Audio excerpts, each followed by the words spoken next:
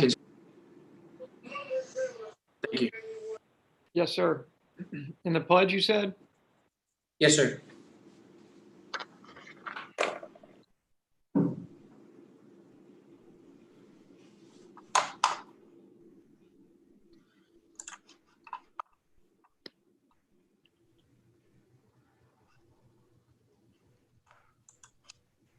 Commissioner Chavez, we're live now. Thank you, Mr. Everson. Good afternoon, commissioners. Good afternoon, staff. We will now call this Caddo Parish Commission special meeting to order. It is August the 25th at 3:30 p.m. Mr. Everson, roll call vote, please. Commissioner Hopkins. Present. Commissioner Johnson. Commissioner Jackson. Commissioner Young. Present. Commissioner Burrell. Commissioner Cawthorn. Commissioner Cawthorn, I see you logged in, but I didn't hear you. Present. Great, thank you. Commissioner Gage Watts. Present. Thank you. Commissioner Talaferro. Here, sir. Commissioner Atkins. Here. Commissioner Chavez. Here, sir. Commissioner Lazarus. Here. And Commissioner Epperson. Here. Okay, I am showing 10 present and 2 absent, but Commissioner Johnson is here. I got you. Thank you, Commissioner. I just missing Commissioner Jackson and Burrell, unless they've logged on. Okay, yeah, so you've got 10 of 12 present. Thank you, Mr. Everson. Commissioners, make sure your Wi-Fi is turned on your phone so we'll have better connectivity, and please silence them simultaneously. We will have our invocation by Commissioner Gage Watts, followed by our Pledge of Allegiance by Commissioner Atkins. Thank you, Mr. President. Let us pray. Oh God, how we thank you, oh Lord God, for this day that you have given us, Lord. God, we come before you as humble as we know how, oh Lord. Thanking you, Lord, for your grace and your mercy. God, I love you, Jesus, and I thank you for allowing us to acknowledge you during this meeting on today, God. Lord, we pray, Father God, that you would speak peace unto the storm, God, that is raging over Louisiana, oh God. We ask that you would keep us safe in your everlasting arms, oh God.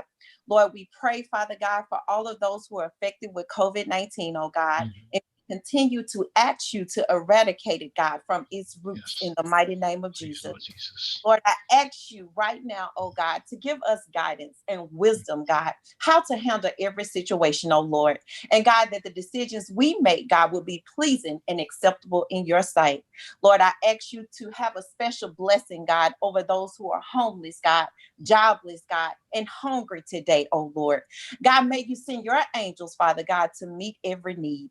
It is in Jesus Christ's holy name that we pray, and every believer says, amen. Amen. Amen. Okay, please stand and face the flag and join me in the Pledge of Allegiance. First responders, active duty military, and retirees may render a brow salute. Others, please place your hand over your heart and recite the pledge with me. I pledge of allegiance to the flag of the United States of America and to the republic which stands One nation, God, One nation, under God, indivisible, liberty and justice for all. Thank you. Thank you, Commissioner Watson. Commissioner Atkins. Mr. Everson, moving along. Okay, the next is just our certificate of teleconference is attached. If anybody has any questions, that is the new version of it. But there's no action required, and that brings us to citizens' comments. We have received a large number of citizens' comments, and I believe we have a caller on the line as well. Would y'all like? Let's go ahead and bring them on. Okay. Michelle, can you connect the caller? Mr. Lee? Okay, I'm going to put you on speaker. Go ahead and state your name for the record, and you have 3 minutes, okay? All right, hold on one second. Hold on 1 second, I'm sorry. Okay, you can go ahead, sir. Hi, this is Craig. Lee. Address is 1112 Prospect Street, Shreveport, Louisiana. I'm the chairperson for LACE, Liberation Advocates for Community Empowerment. Just want to thank you guys for putting this very important piece of legislation on the agenda for today. I've been lobbying our past registrar of voters, Ernie Robertson, and our current registrar of voters, Dale Sibley, for the past 20 years about increasing the early voting sites in Caddo Parish. As you guys know, the city of Shreveport is over 120 square miles, so the city itself is very large, and Caddo Parish is very large when you consider going all the way up to the Arkansas border, over to the Texas border, down to I'm on it now. Mansfield. So we're talking about hundreds of square miles, and it's very important that we have voters who are interested in the process having an easier time to cast their ballots early. So this is a very important piece of legislation. Funding has always been the critical issue.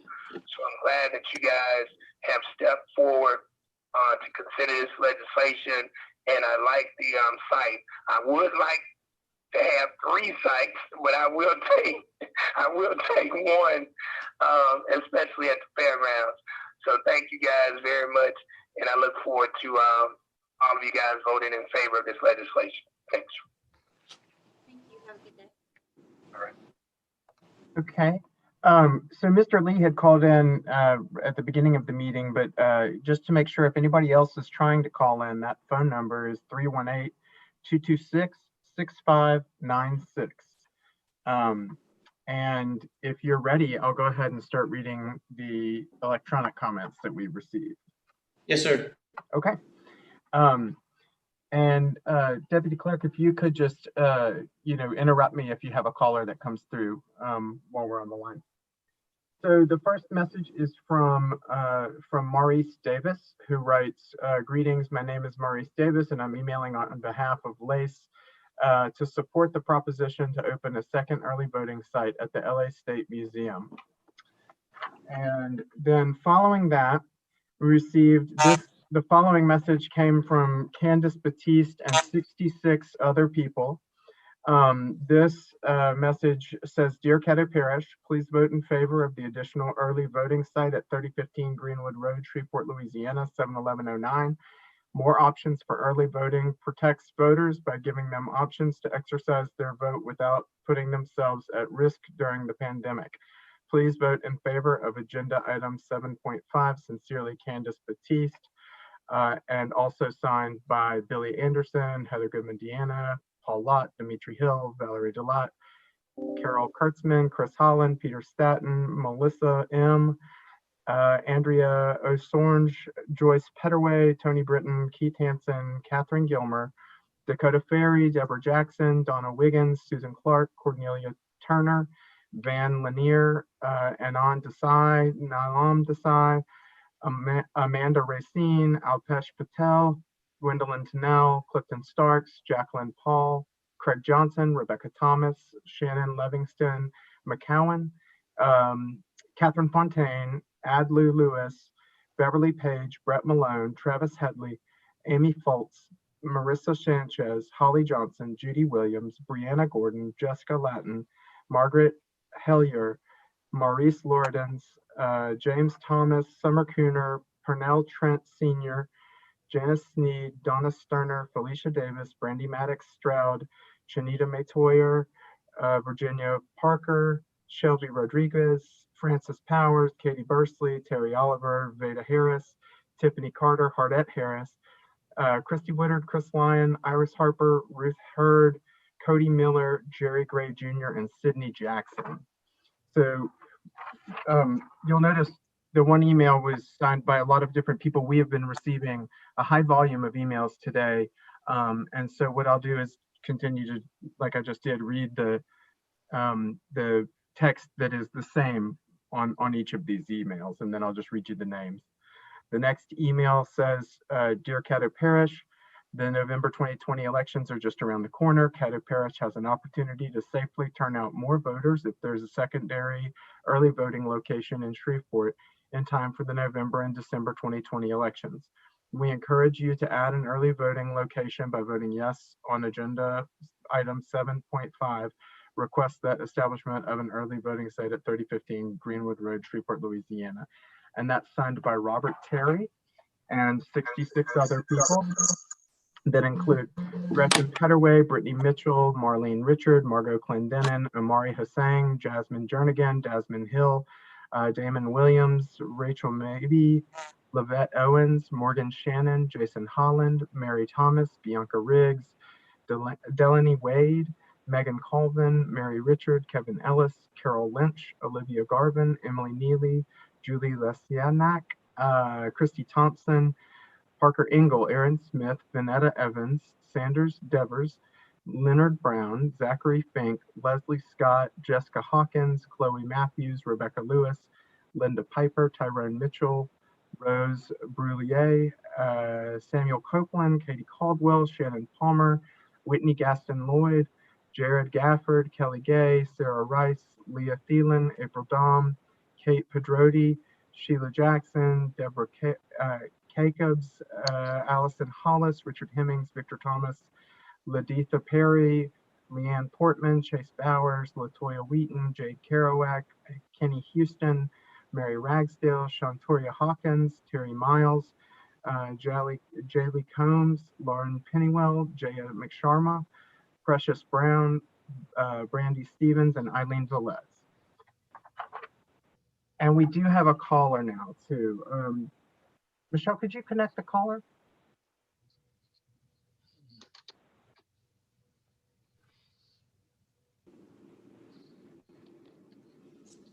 Just 1 second while she gets the caller connected.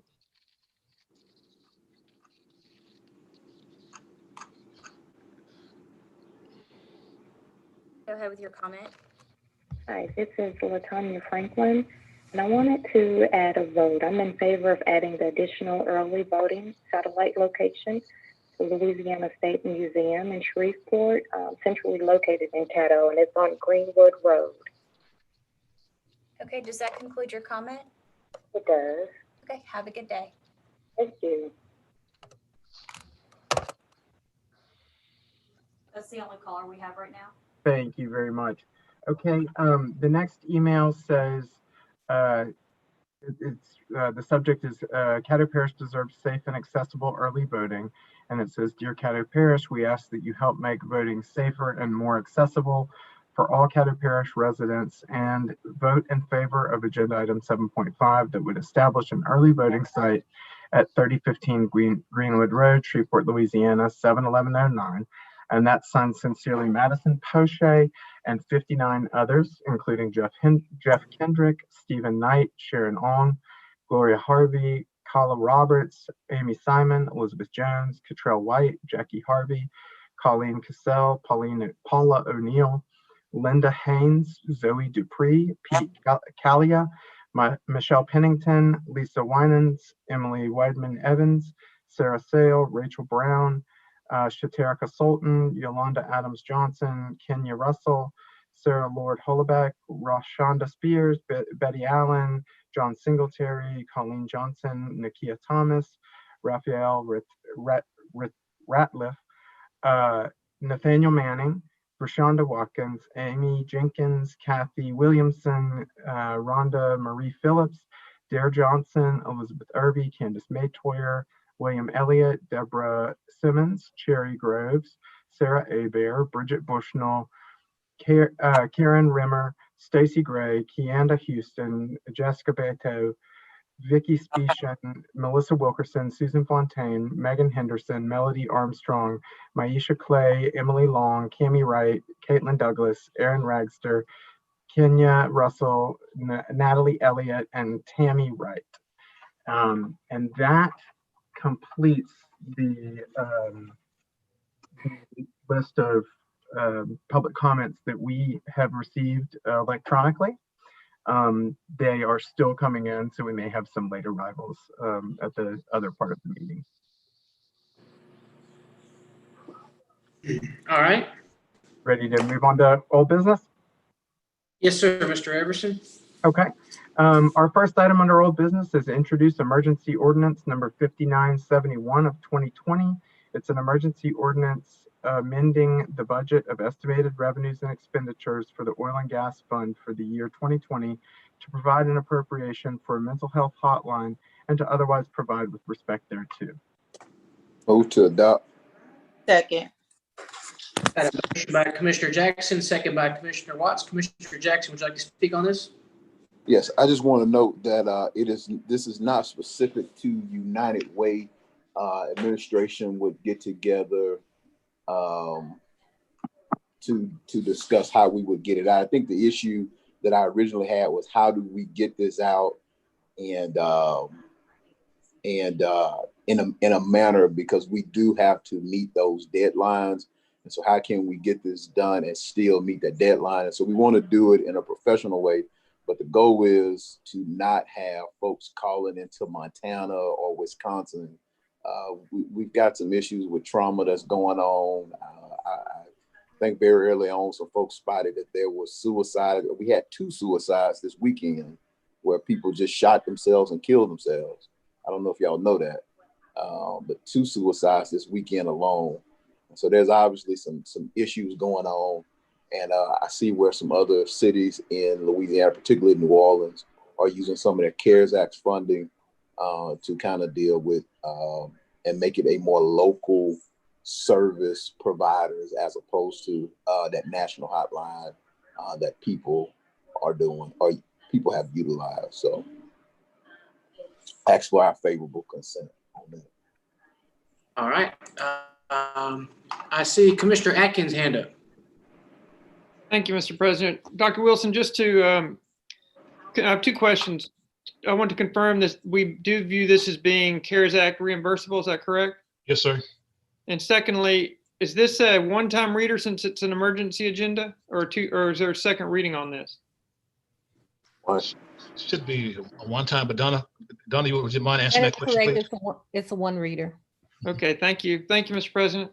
Thank you, Commissioner Atkins. Commissioner Burrow, I saw you wave your hand. I didn't know if that meant you wanted to speak or not.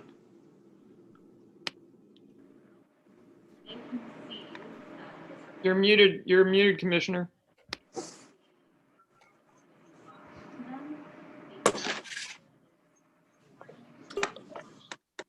We're having difficulty unmuting him from our side. The control There panel you won't go. let us. I'm good. There you go. No, I was just going to comment on that. I had been in touch with. I know that the question was how do we dispense the services, and I've been in touch with the National Association of Social Workers, Shreveport chapter, and they said that they would be very interested in working with us. Thank you. Thank you, Commissioner Burrow. I see no other commissioners on the board. Mr. Everson, roll call vote, please. Commissioner Hopkins. Yes. Commissioner Johnson. Yes. Commissioner Jackson. Yes. Commissioner Young. Yes. Commissioner Burrell. Yes. Commissioner Cawthorn. Yes. Thank you. Commissioner Gage Watts. Commissioner Gage Watts, I didn't hear you. Yes. Thank you. Commissioner Talaferro. Yes. Commissioner Atkins. Yes. Commissioner Chavez. Yes. Commissioner Lazarus. Yes. And Commissioner Epperson. Yes. All right, that motion passes with 12 in support.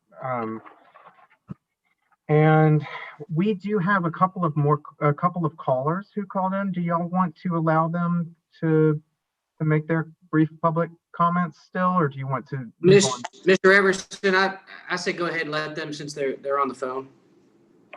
Great, thank you. Michelle, could we connect the first of the callers, please? Sure.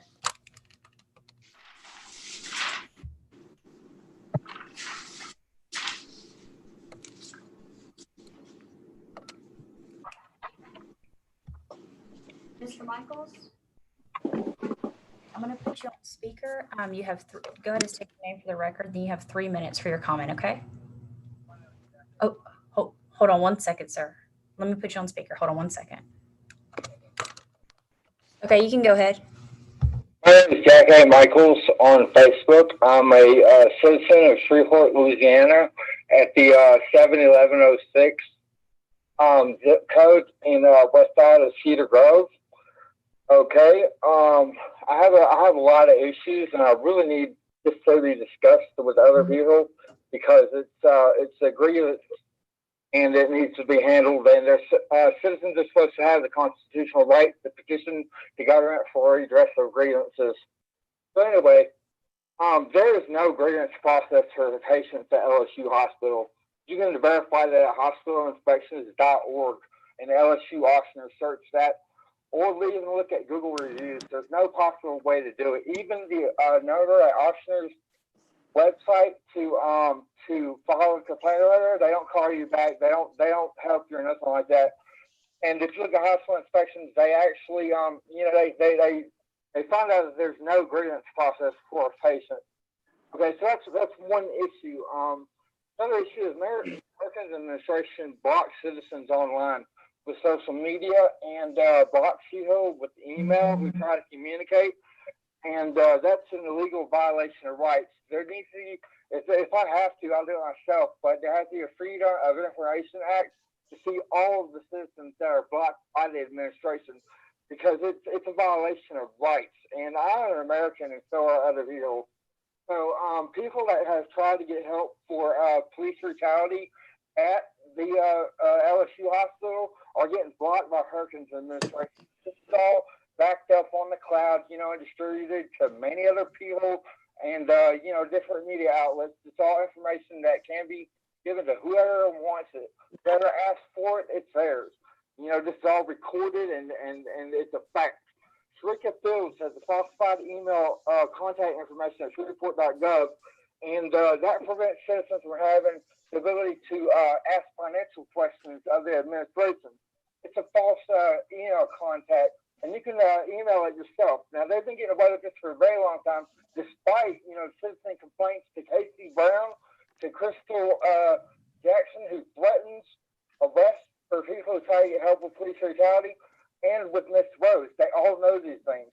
They've already been through a battery of tests, battery of questions over the phone, and all this is, online communication information that anybody can access if they ask.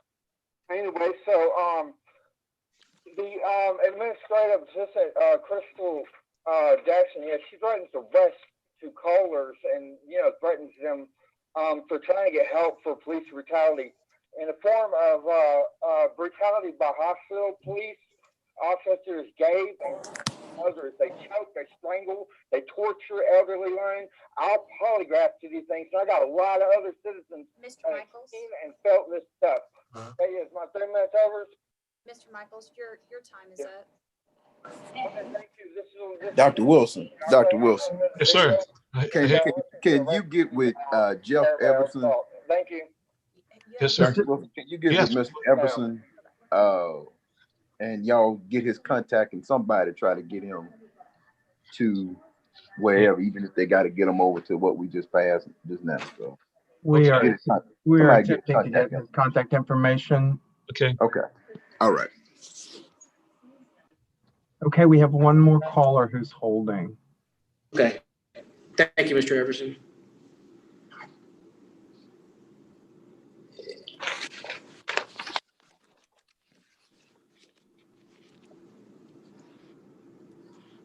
One sec, she's about to connect. Hold on one second. Okay, you can go ahead, sir. My name is Jason Hepburn. I'm with the Time Out Sports Bar in Shreveport. Just like to say thank you for allowing me to voice my opinion on the bar closures ordered by the governor. Collectively, as a unit in this town, bar owners make up a large portion of the employee base for entertainment industry in this town. The amount of unemployment and things that have been issued have not been enough to sustain the lifestyle of the people for rent and bills on a day-to-day basis. I understand that COVID-19 is a real issue for our city, our state, and the country as a whole. However, with restaurants, being allowed to operate under the guidelines set forth by the governor, single out bars is the one spot that is not allowed to operate. Completely unfair and has been completely devastating to a large base of our citizens and employees in this town. I understand that we have to operate within certain guidelines that are put forth, and we are completely willing to do that. I'm just asking for consideration to allow us to have the same opportunity to support our livelihood as all other entertainment industry employees in the state. Again, thank you so much for the time to speak. Does that conclude your comment? I'm sorry? Does that conclude your comment? Yes, it does. Okay, have a good day.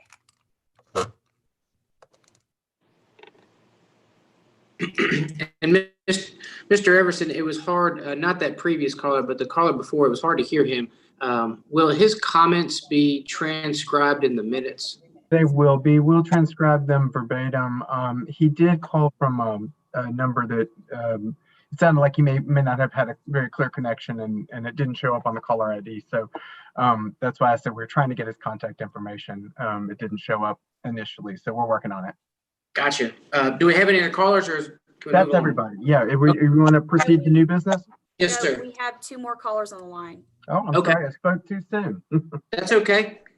Okay, well, hold on one moment. Okay, go ahead and state your name for the record, and you have 3 minutes. Timothy Huck. I'm the owner of Sandbar in downtown Shreveport, and I was calling in support of Commissioner Chavez's resolution. My main issue with reopening the bars is if you're going to allow on-premise consumption anyway, what difference does it make if you're drinking at a restaurant or a bar? The restaurants have definitely benefited from the governor's order to close the bars. They've actually turned into bars themselves, or a large percent of them. The casinos are, doing great numbers of people who are going out and drinking. If you've seen videos or pictures from both bars and casinos, you've seen an overabundance of people consuming alcohol. On-premise consumption of alcohol is the governor's reasoning behind closing the bars. And so if his reasoning behind closing the bars is on-premise consumption, it's still happening every day. And for that reason alone, he should definitely reopen the bars. It's small businesses are being impacted. Most every bar in Caddo Parish is owned by people who live in Shreveport and Bossier. All the casinos and chain restaurants are owned by people who do not live in Shreveport and Bossier. So y'all's constituents are the ones that are being hurt at this time. Sending the governor a message that just says, in Caddo Parish, we stand with the small business owners and would love to see them back to work, I think would be a great gesture. Does that conclude your comment? Yes. Okay. All right. Thank you. Have a good day. Okay, we have one more comment. Oh, never mind. He hung up. That concludes all the comments. Thank you very much. Okay, would y'all like to proceed to new business now? Yes, sir. Okay, the first item under new business is item number 7.1, introduce an emergency ordinance. And again, this is similar to the other one. The titling was from a previous meeting. So anyway, it can be adopted today is what I mean. Introduce emergency ordinance 5973 of 2020, an emergency ordinance amending the budget of estimated revenues and expenditures for the oil and gas fund for the year 2020 to provide an appropriation for Providence House Emergency Rental Assistance Program and to otherwise provide with respect thereto.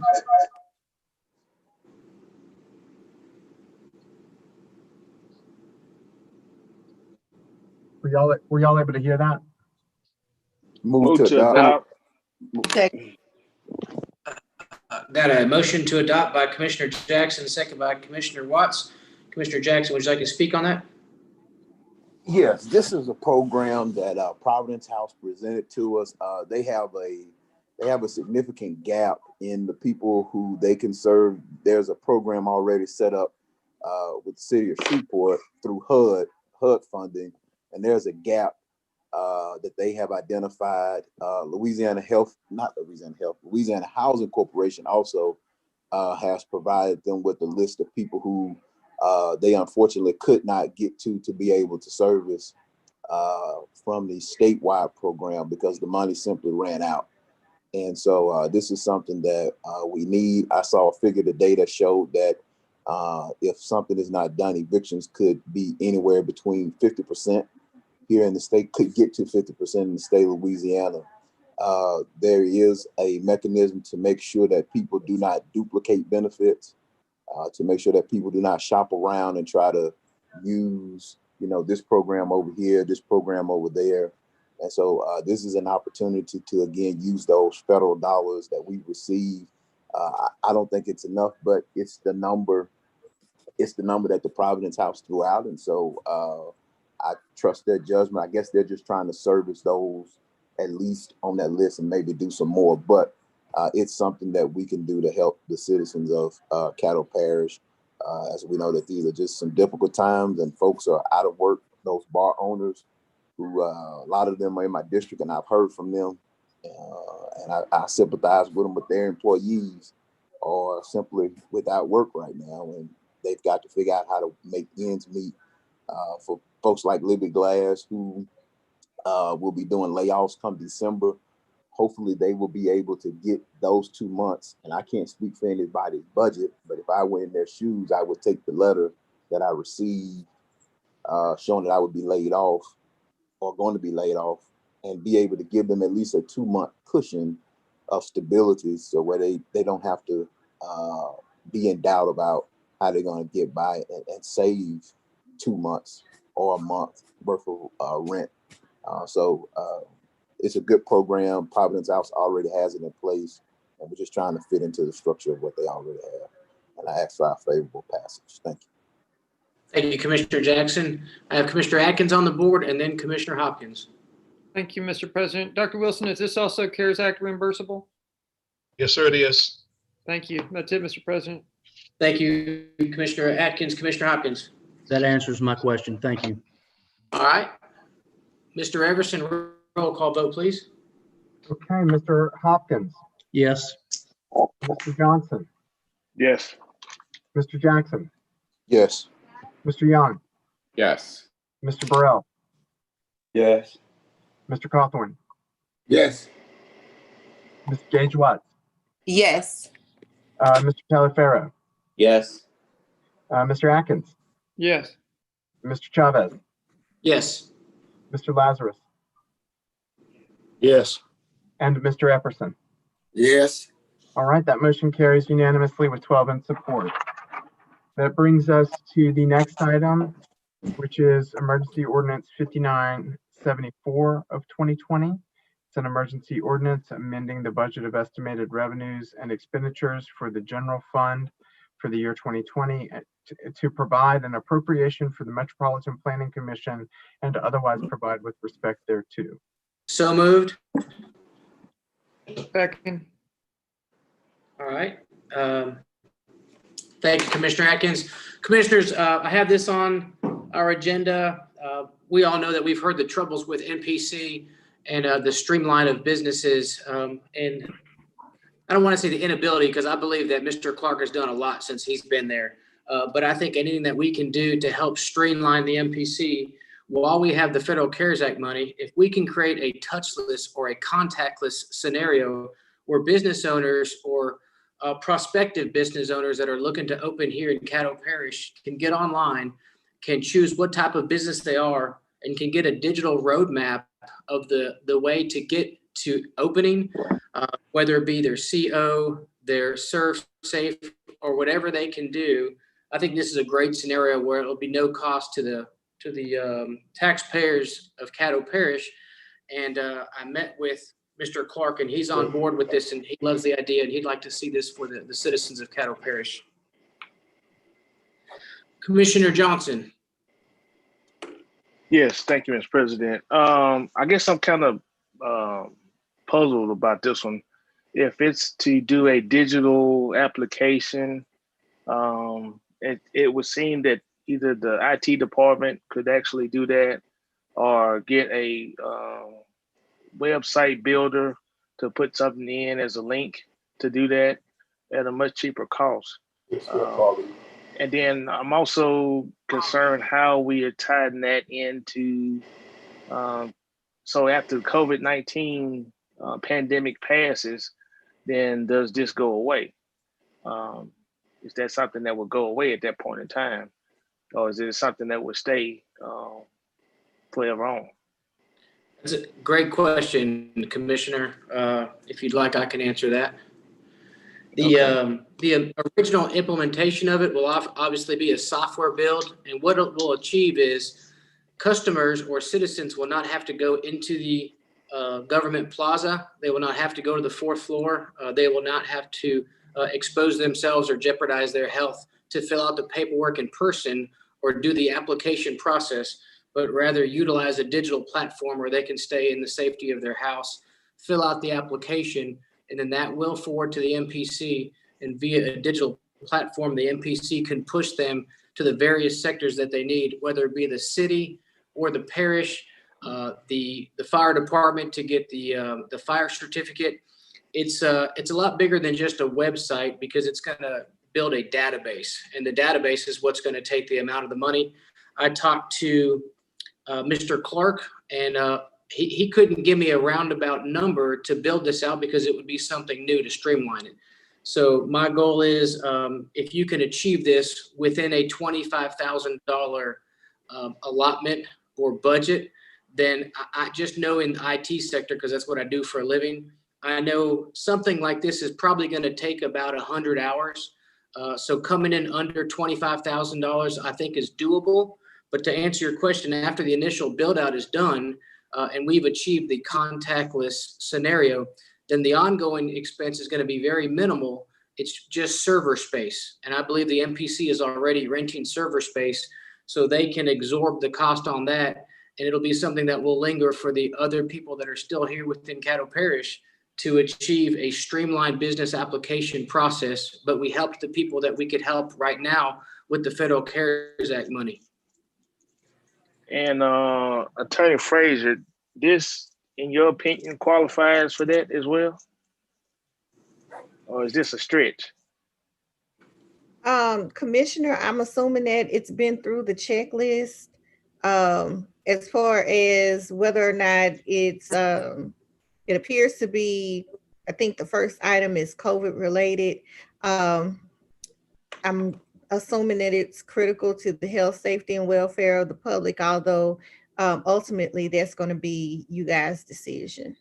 Okay. And I guess the other part that makes me a little confused is at one time there's comments that why would we fund the MPC at any dollar amount when most of the cases are inside of the city limits, and now we want to do this.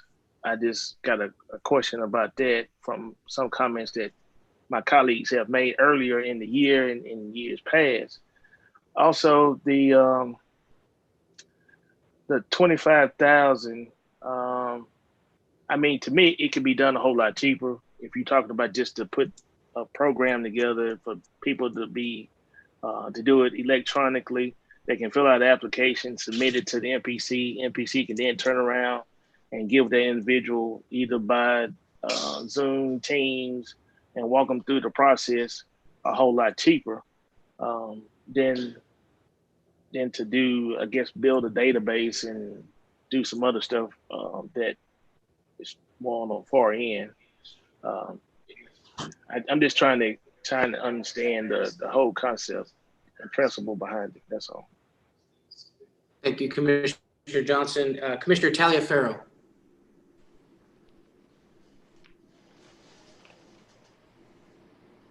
You're muted, Commissioner. Okay, you there? Mr. President, I just had a couple of questions. Did Mr. Clark approach you for regarding the issues with the current customer service aspect around COVID?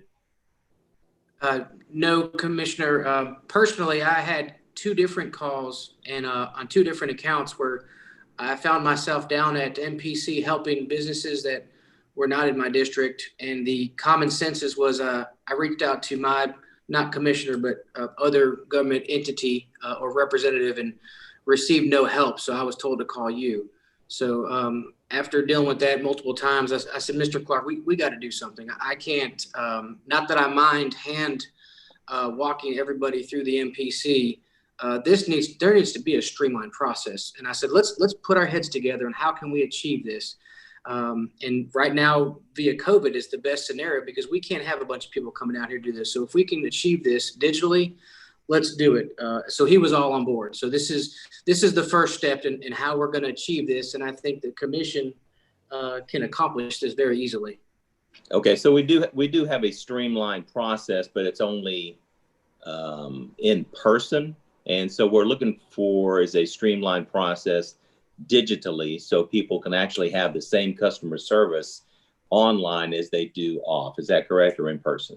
Yes, sir, Commissioner. What I've learned is between the 12 of us, there's a wealth of knowledge. Between the 6 city council, between any government entity, there's a lot of knowledge. However, that knowledge never gets disseminated to the citizens. You have to know who to call for that person that's been on the job long enough to know whom to call from there. And I think if we can pull all of our resources together, put it on a digital platform, long after you and I are no longer in these positions, the citizens will benefit from the knowledge that we learned.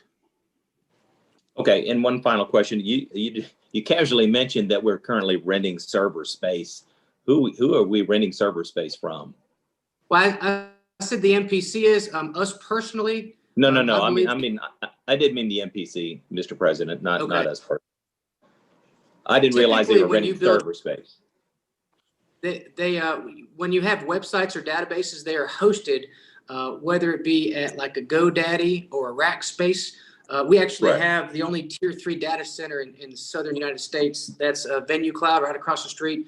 So I don't know if they're renting spaces at that location, but they're definitely paying for hosting fees somewhere. Got it. Okay. Thank you, Mr. President. I appreciate it. Nothing further. Commissioner Burrell. Thank you, Mr. President. I just had a couple of questions since I've been in telecommunications for, I guess, a couple of decades.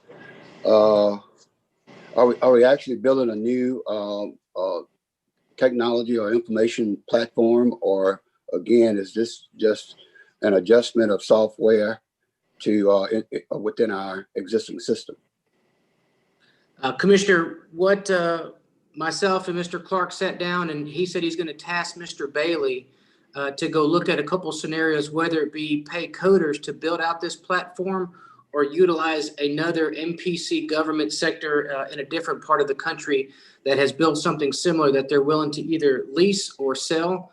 But this is something that we need to achieve to protect the citizens. So it will be an ongoing search or investigation, and I'll report back to you whenever they find the solution. We're just basically starting the process of protecting the citizens and future business owners. So if we're going to build this, in which I'm all in support of a one-stop shop, have been proposing something like that for a number of years. But if we do this, what comes to mind is bringing in a contractor where we're going to have those expenses, or hire someone in order to develop and maintain it, which is a separate cost. So the $25,000 that you have as a limit, I'm a little concerned how you came up with that figure. Commissioner, like I said, being in the IT sector, just knowing that the market rate for software development is typically $125 to $250. I don't believe that this is going to be a very extensive database. Yes, sir. I'm sorry, per hour. So if we can get this achievement at about a $25,000 rate or less, I'm very frugal. So rather than break the bank, if we can come in at less than 25 and get this achieved for the citizens, that's the route I'd like to go. Is frugal the same as cheap? It depends on what the product is, but they are synonymous. Okay. Now, does this have a timeline? Because I was just addressing something with the attorney on what we can put on our agenda, and I had an issue that was COVID related, but it seemed like the timeline was what was keeping it off of the agenda. Do we have a timeline on this as far as an emergency? On the completion note on the funding, yes. And I will have to report to Attorney Frazier. I think it's September the 13th, if I'm not mistaken. No, it would have to be, Commissioner, if this is going to be reimbursable via CARES Act, then it would have to be appropriated and expended, and they have cashed a check by September, probably the 23rd, because the 30th is the absolute deadline, but you'd have to get that information to our finance department for them to be able to process it. Thank you for that clarification. Well, is that a realistic date, given where we are now, the 23rd, to do this? Absolutely. Not for the build out, but for the payment.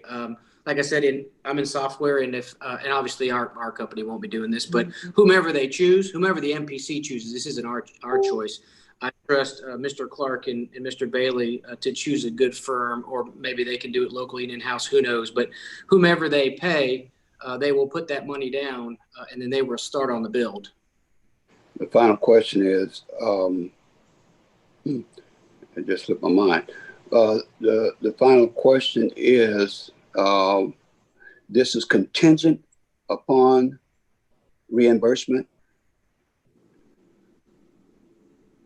This project is contingent upon reimbursement, so that if we don't, either something happens, we don't make the deadline, then how are we going to take care of this since we're in the process? That's a great question, Commissioner Burrell. I would love to see this project happen regardless. However, if we can achieve this via reimbursement to save the taxpayers of Caddo Parish $25,000, I say let's do it. And then if we don't make it, we'll come back to the drawing board and see how we move forward on that. Well, I'll commit to make an exception. If we don't make the deadline, then your company can come in and do it for free. I don't want to touch that. But I appreciate you, Commissioner Burrell. All right, thank you. All right, I got Commissioner Epperson. Looking at the text of the resolution, whereas national, state, and local emergencies have been declared due to the COVID-19 pandemic, whereas the parish of Caddo currently has over 7,100 cases and 310 deaths due to COVID-19, whereas due to the increase in COVID-19 cases, the Metropolitan Planning Commission would like to offer citizens a digital application process in order to preserve the safety of the MPC and the staff and the citizens.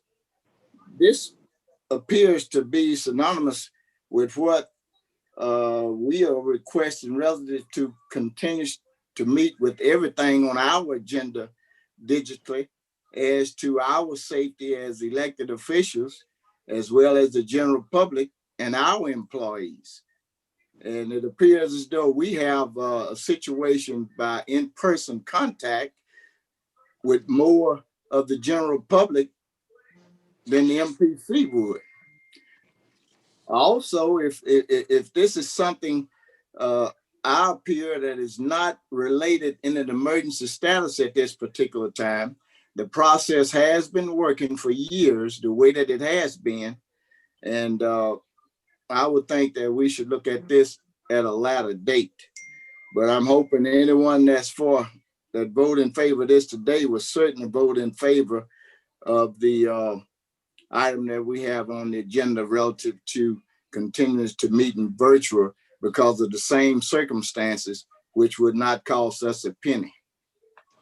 That's a good point. That's a good point. Thank you, Commissioner. Commissioner Johnson. Yes, I was just going to ask the question, how much is the city putting in on this? This is actually, Commissioner, if I can answer for you. We hadn't spoken with the city on this. I spoke directly with Mr. Clark. I know currently the budgetary split is about 7-3. I think the city pays about 7/10 of the budget of the MPC already, and we pay about 3/10. So it's already at a disadvantage, if you will, in leaning on the parish and our amount of funding.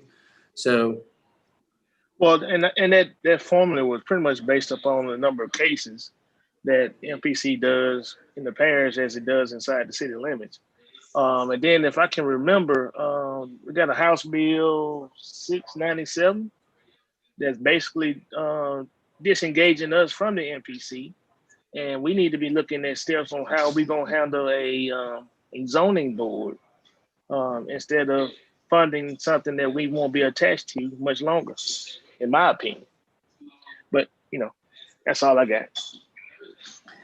Commissioner Hopkins. Yeah, I'm kind of in the same boat with Mr. Johnson in the sense that I understand for COVID related, I understand the need for it, but then we've got an incurring cost from this point forward on something we set up, and we don't know what exactly we're going to do right now when it comes to setting up a new planning board and things like that. So, we're spending money on something that sounds good, but we may be detached, just like he said, and there may not be a need for us to be involved with this. So I've got questions there. Thank you.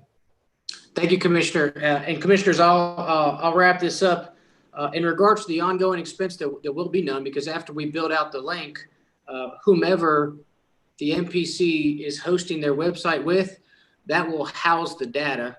And lastly, to say that we won't have any more instances with the MPC, I can agree with that when it comes to Commissioner Hopkins and Commissioner Johnson. However, as a city commissioner, I will still be answering to citizens and constituents calling me that are having problems with the MPC. And rather than hand walk them through like I'm having to do over and over and over again, which I don't mind, but to increase our productivity, we build out this platform, we pay for it, we don't spend a dime now. I think this is the best case scenario for everybody. There's a lot of city commissioners on this call that have a lot of constituents that, regardless of House Bill 697, are still going to deal with the MPC within the constraints of the city of Shreveport. Thank you, commissioners. Commissioner Epperson and then Commissioner Jackson. I'm sorry, Commissioner Epperson, you already spoke. Can you yield to Commissioner Jackson? 10-4. Thank you. Commissioner Jackson and then Commissioner Epperson. I was gonna say something, but I just called for the question. All right, the question has been called. Sorry, Commissioner Epperson. Mr. Everson. You didn't get a second. Second. Second. All right. Okay, Commissioner Hopkins, Yes. Commissioner Johnson, Yes. Commissioner Jackson, Yes. Commissioner Young, No. Commissioner Burrell, Yes.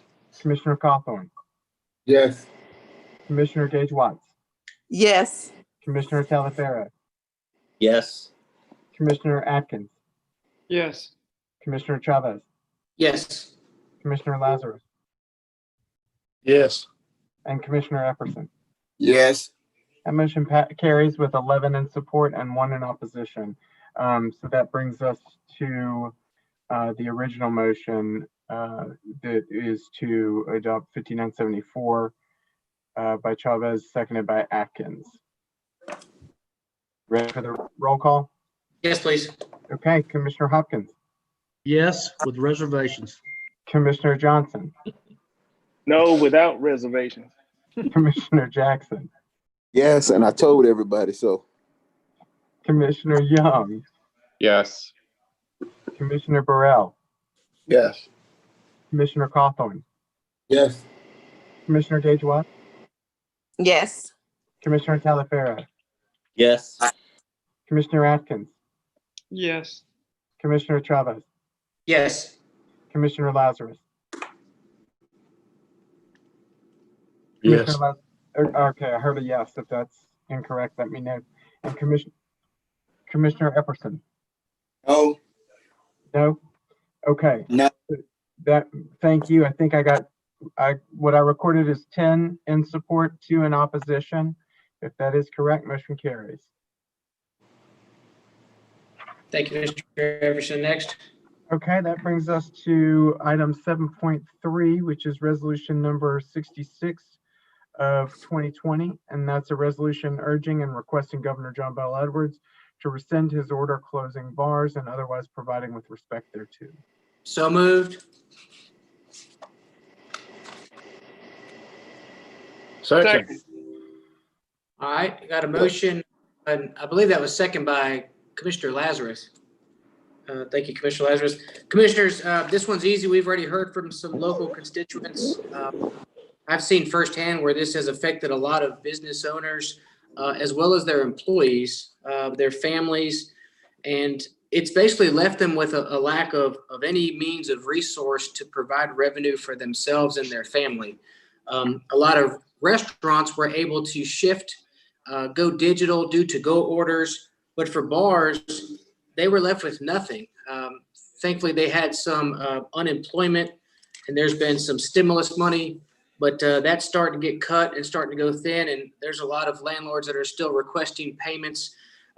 So I would just like to send the governor just an urge from us, and I know we're always against this, but this is something where I can get behind and let him know that we have some hurting citizens.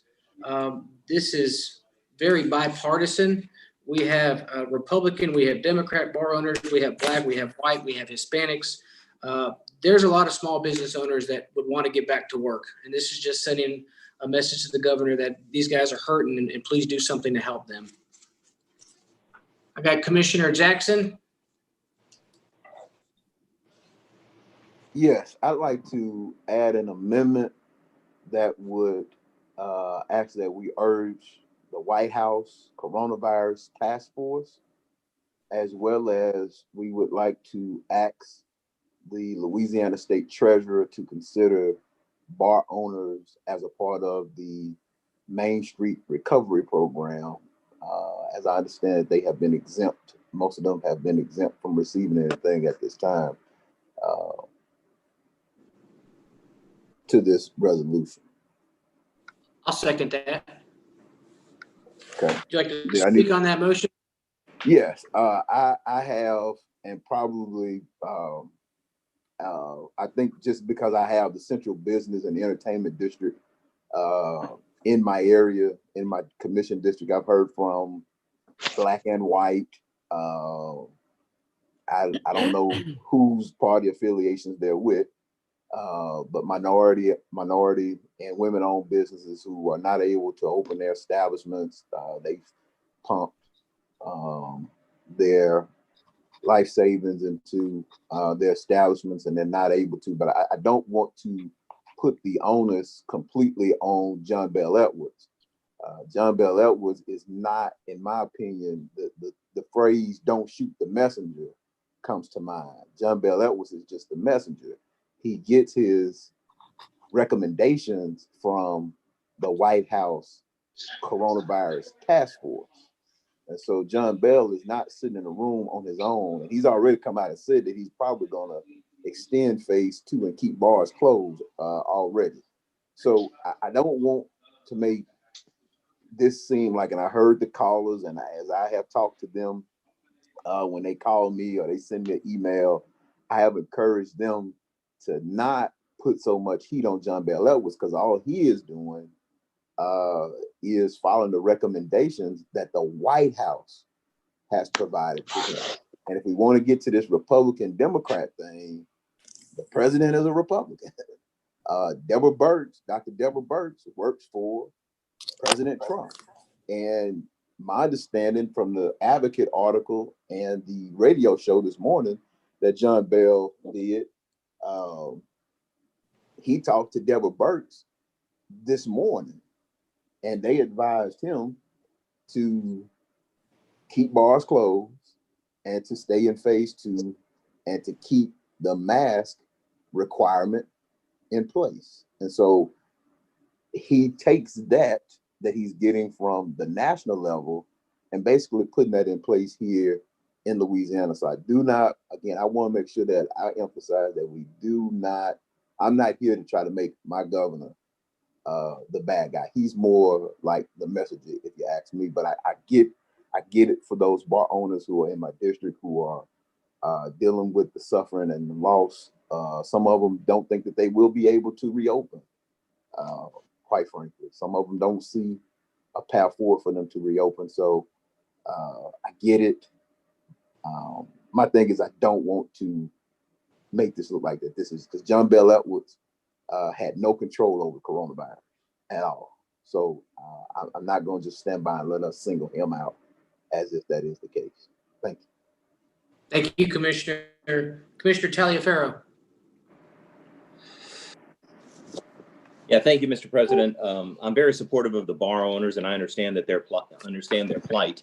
And one of my concerns is that, I think it is the governor's decision to whether to place us in phase 1, 2, or 3 based on our individual numbers throughout the state of Louisiana.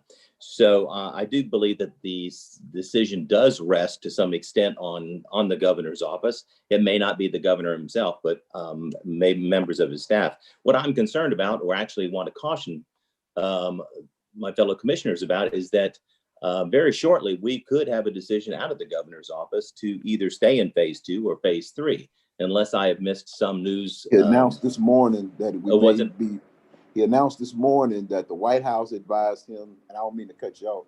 No, you're good. You're good. He announced this morning on his radio show that the White House has advised him the fact that schools have been reopened, college campuses are reopened, and you got hurricanes coming up. So you may have people coming from New Orleans evacuating to Shreveport. And so you may have situations where you have mass congregate gatherings. They have urged him to continue everything about phase 2. That was this morning. Well, that being said, that changes a little bit about my comment. I did not know, and I appreciate you bringing it to my attention. I was not listening. Yes, again, but I am all in favor of the bars opening up, but under the current situation regarding what was indicated by the White House and on the radio the show this morning. Obviously, this has to be very carefully weighted out, and so I really don't have any further comment other than I am in support of the bars getting open as soon as possible, but not at the risk of the rest of the public at this time, based on the current situation with the storms and so forth. That's all, Mr. President. Thank you so much, and thank you, Mr. Jackson. Thank you, Commissioner Taliaferro. I have Burrell and then Atkins next. Thank you, Mr. Chairman. I like to try to be consistent with my views on COVID. I've been tracking this thing, but like we tracking this hurricane on a national level, and the scientists are still saying as a deal with public health that our bars and places like that are basically incubators for this virus. I support the bar owners and I understand their plight. I wish they would put more money to help support them until we can get past this. But I'm more concerned about the disease itself and how it spreads. And when you're in a facility like that, you have a tendency to lower your inhibitions and may not social distance. It's kind of hard to social distance in a bar when you're there trying to either talk to your girl or talking to someone else and you're under the influence. It just creates a whole different set of dynamics than being in a restaurant. Now, I don't support the bar part of the restaurant either, but at least they are very conscious in a restaurant of setting up their tables where they're social distancing.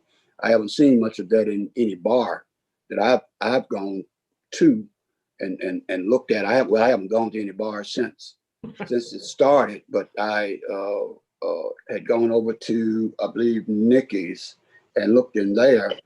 And I definitely didn't go in there. I kind of passed by the door. and you had people still next to each other.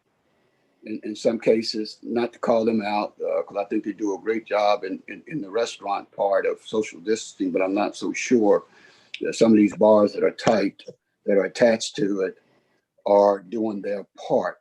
So I just have that concern, Mr. President, on this. Thank you. Thank you, Commissioner. Commissioner Atkins. I have a quick question for Donna Frazier. Ms. Frazier, I have an investment in the hospitality arena. Would I be required to abstain from a resolution, or am I able to vote on a resolution? Commissioner, if you are going to be affected by someone that this resolution would affect, I would say for propriety's sake, you need to abstain. Thank you very much. Thank you, Commissioner Atkins. Does that conclude your comments? Okay. Commissioner Cawthorn. Good afternoon. Mr. Chairman, I want to first start by offering my comments that I guess you see the necessity of from time to time having to appeal to a level of government as other than the local. I know sometimes we get into this conflation that we don't want to be telling other bodies what to do, but the reality is, as we govern locally, state, federal, there's coordination between each one of these levels. And obviously, COVID-19 illustrates that better than any crisis that we have had outside of the local hurricanes that we have. So I applaud the fact that you see from time to time that's going to be the necessity to urge government levels ahead of us to do stuff that affect the local. Secondly, I am a business owner for the last 20 years. So I avidly support small and locally owned businesses. I also further maintain and believe that most of our issues here locally are not white, black and white, Republican, Democrat, conservative, liberal, as much as they're just issues to remain to the city of Shreveport. For an example, I understand that we're in COVID-19 and we want to prevent the spread of COVID-19, but I also know that with local bars that we're going into football season, that's some mechanism about people to generate some money, because there's a difference between Main Street and the economy, and I mean Wall Street and the economy, and Main Street and the economy. Some people think that because the stock market is doing well, that the economy is doing well. No, that just means that the investor class are doing well with equities inside of the equity market. As we look locally, that local business owner who's a barbershop, beauty shop, and COVID hit, they only had 7 days of capital to operate on, and having been out of business 3 months, they have tremendously suffered. To the same extent, local bars who have made their money here locally in the city of Shreveport have suffered as a result of having their place closed. So I support you urging the governor to understand what we need to do locally. Social distancing need to be maintained and adhered to. But I also think that gives some business local bar owners the opportunity that if they want to make a little money off of the football season, there's a mechanism and methodology by which you can separate people inside of that bar to come watch TV, have a beer, and be distanced. It's a little unorthodox, but it could probably happen. So I could be supportive of this. And then the last thing I'd like to chime in and say that I don't think that the governor's going to move off of his position, but as an advocate of local small-owned businesses and a small business owner myself, I can be supportive of you urging another level of government to adhere to what is going on locally with our economy. Thanks. Thank you, Commissioner Cawthorn. I love how much we agree on this one. It parlays to other sectors, so well said. Commissioners, Mr. Everson advised me that there was a citizen that didn't get through earlier when they tried, but they wanted to give a comment on this. I wanted to make sure that this passed by acclamation, if you guys are okay with them speaking about it. I guess give me a thumbs up. If not, we'll tell them they have to call back to citizens' comments, late arrivals. You guys are okay? Okay, Mr. Everson, I'm getting a lot of thumbs up. Go ahead and let who is it, Mr. You said Boydum? I think we've got Mr. Boydum on the line. Could you connect him, Ms. Chow? Yeah, he called earlier and lost the connection, so he called back. Okay. Hey, Chase. Hey, hold on one second. I'm going to put you on speaker. State your name for the record, and you have 3 minutes, okay? You're welcome. Okay, you can go ahead with your comment. Oh, okay. Hi, my name's Chase Boydum. I live at 640 Dudley Drive. I wanted to make comment supporting Resolution 66. I've been a bar owner in Caddo Parish for 15 years, and I've been listening to the comments, and I appreciate all sides of the different commentary. But if I thought that closing bars was actually doing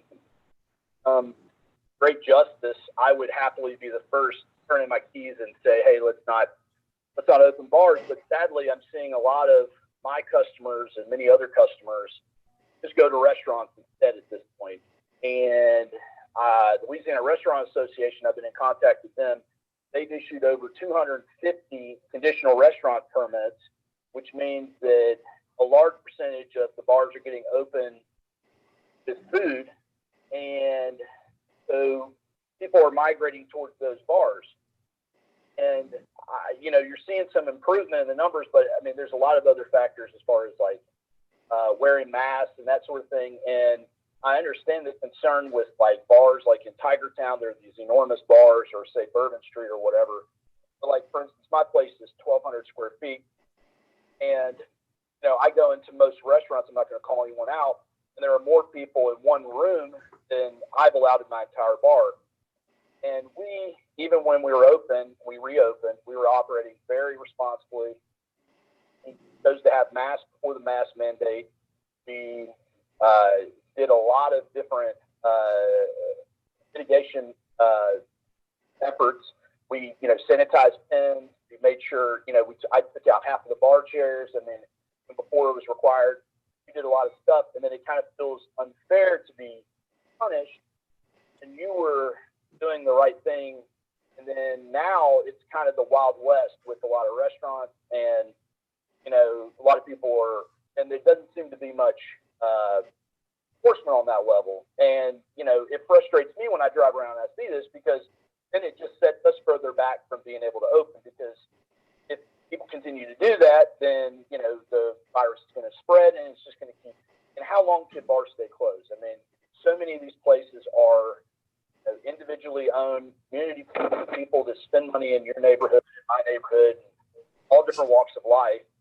And it just can't go on like this forever. I respect the governor. I respect the White House and everyone involved.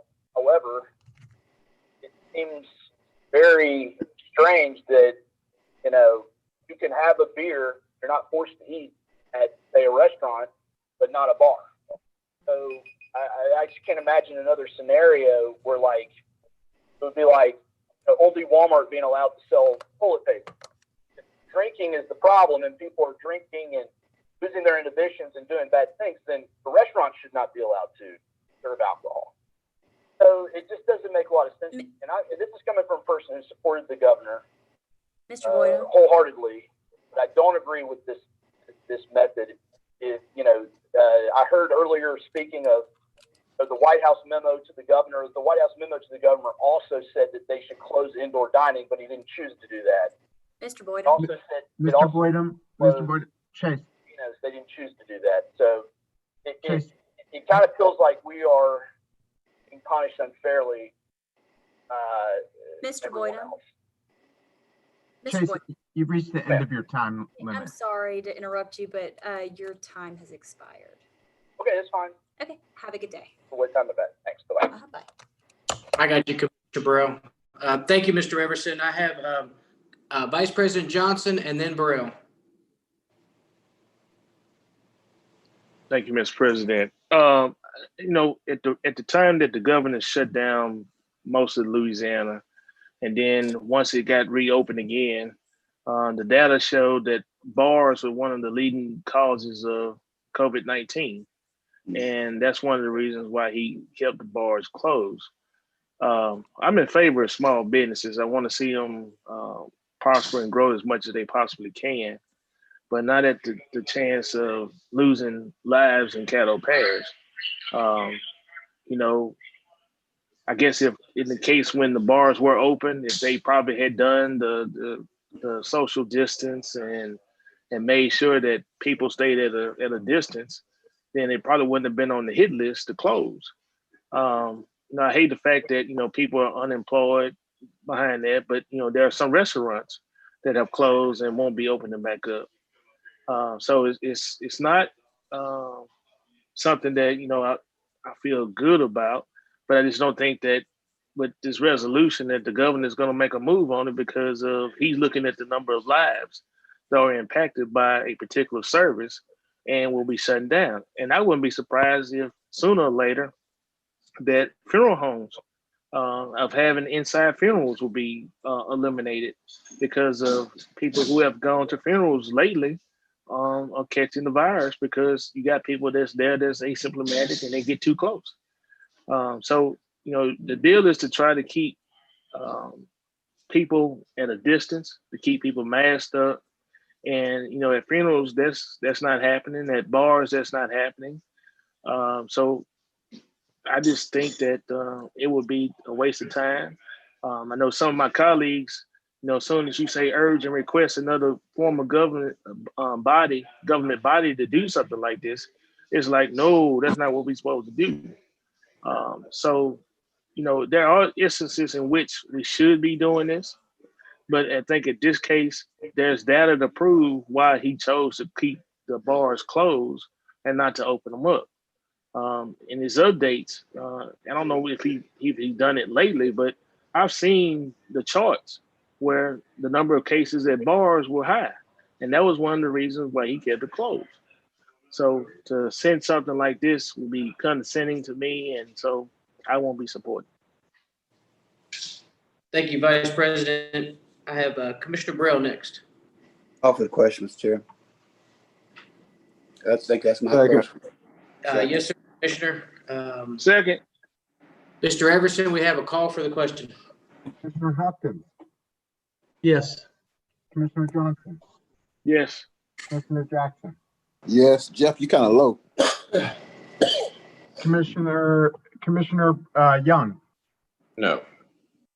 Commissioner Burrell, Yes. Commissioner Cawthorn, Yes. Commissioner Gage Watts, No. Commissioner Kelly Farah, Yes. Commissioner Atkins, Yes. Commissioner Chavez, No. Commissioner Lazarus, Yes. and Commissioner Epperson. Yes. Okay, now it looks like you've got 3 in opposition and 9 in support, so that motion does carry. So are y'all ready for a roll call vote on the substitute? Can we have a repeat of Mr. Jackson's amendment? Who was the second on that substitute? I heard the motion, but I didn't hear a second. I did. Oh, you did? Okay. Yes. It was to add the White House Coronavirus Task Force and to urge them to find safe ways to open bars and to encourage the Louisiana Treasurer's Main Street Recovery Program to include bars and find a way to include them into the Main Street grant funding. He also add in there that if a bar opens, then they need to utilize the thermometer, you know, the thing that takes your temperature when you walk in the door. Yeah, I guess that's part of my find a way to safely reopen. Okay, all right, got it.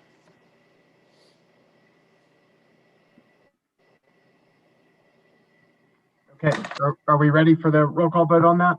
Yes, sir. Okay, Commissioner Hopkins, Yes. Commissioner Johnson, Nope.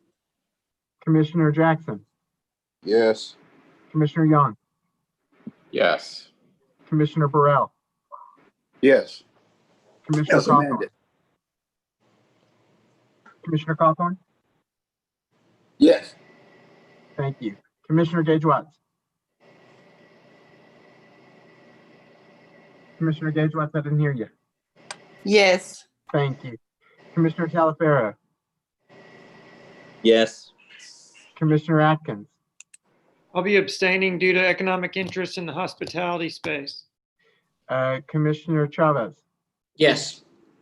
Commissioner Lazarus, Yes. Commissioner Epperson, He was a no.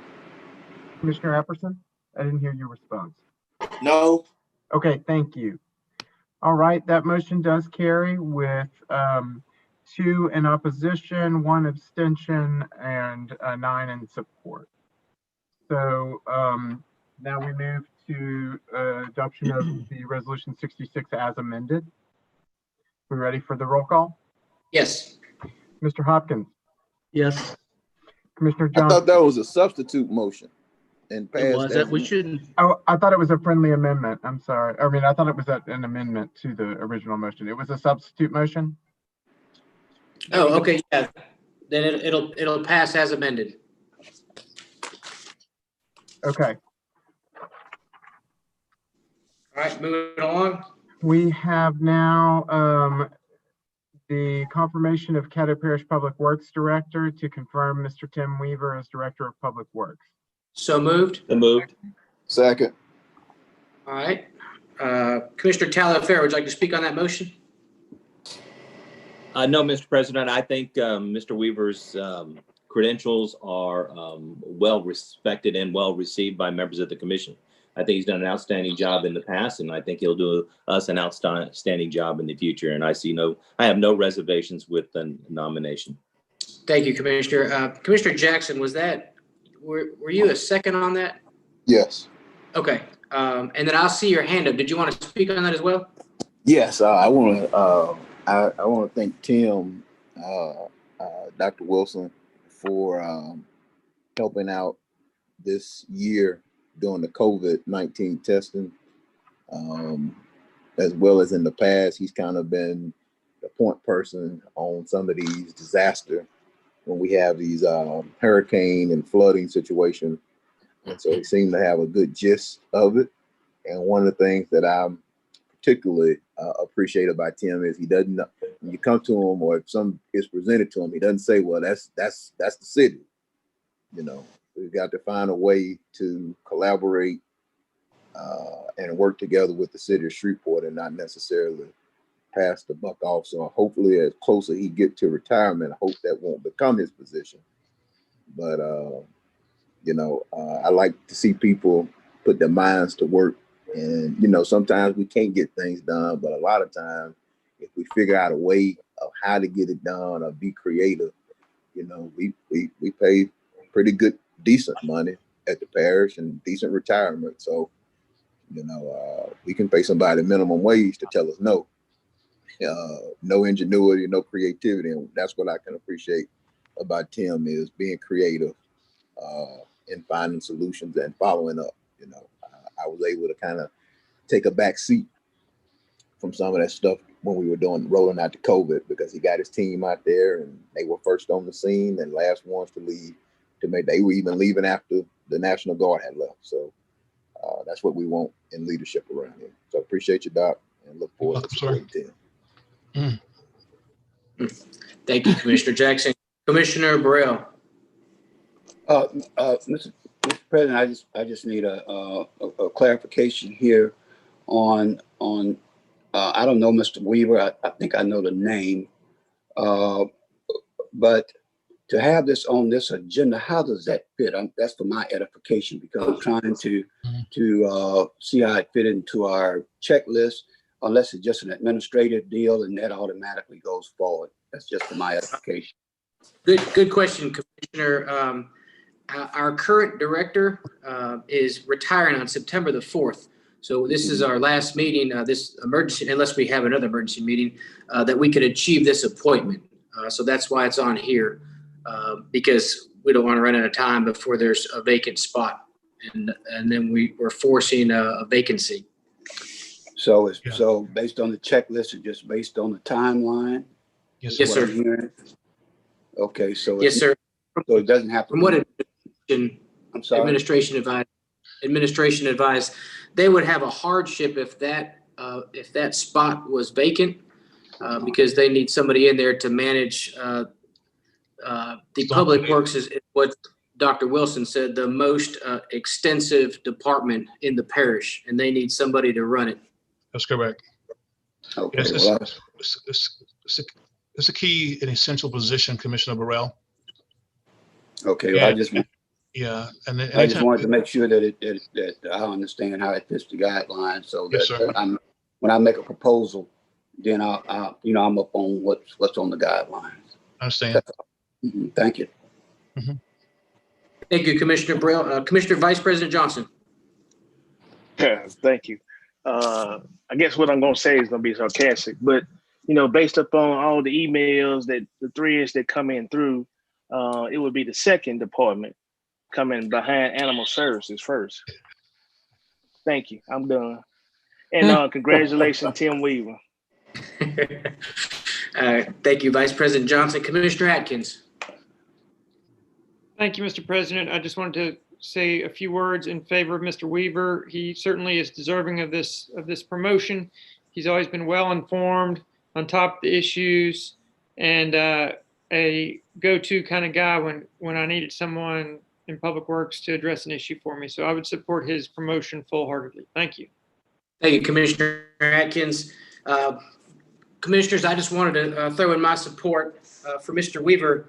He's done an amazing job. I've been with the parish now for 5 years. Besides Dr. Wilson, he's the only guy that I know that I can text at 11 p.m. at night, and he's going to text me back. He's the only guy that I've seen to get in his pickup truck and show up on location somewhere that I needed him. He goes above and beyond every time. I'm very, very thankful that he's going to be in this position. Looking forward to Mr. Weaver, a long time at the parish. So good job, Tim Weaver. Commissioner Hopkins.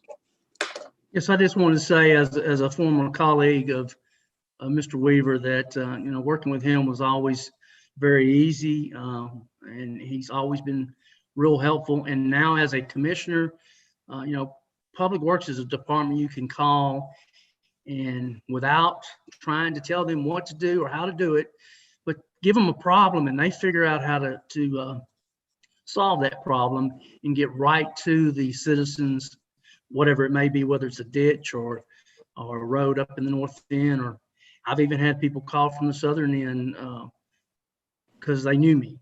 And Public Works and Tim Weaver has always been spot on, and I appreciate that. Thank you. Thank you, Commissioner Hopkins. Commissioner Cawthorn.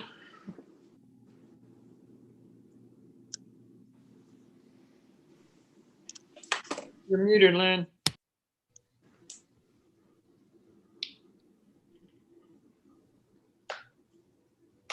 Okay. Thank you, Mr. President. I just want to chime in and let the body know that Mr. Jackson is very supportive of Mr. Weaver because they're both Woodlawn graduates, in case you guys didn't know that. But at any rate, well, that's an added benefit. Good luck to Mr. Weaver, and I'm sure he'll do a great job. And I also want to chime in that he was very supportive with the COVID-19 testing throughout this period. Thanks and good luck. Thank you, Commissioner Cawthorn. Commissioner Taliaferro.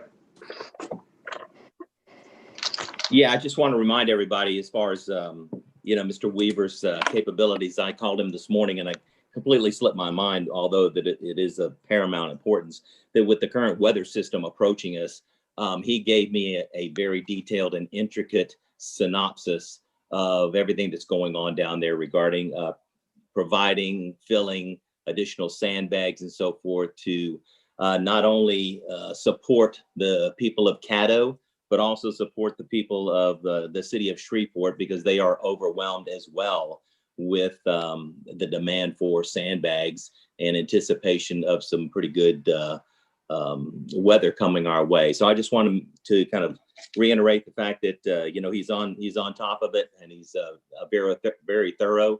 I asked one question and he was definitely told me how the situation was unfolding there and what he was able to requisition as far as additional sandbags and so forth to to ensure that everybody that needed a sandbag got one or two or three. But anyway, that's all, Mr. President. Thank you so much. Thank you, Commissioner Taliaferro. Mr. Everson, roll call vote, please.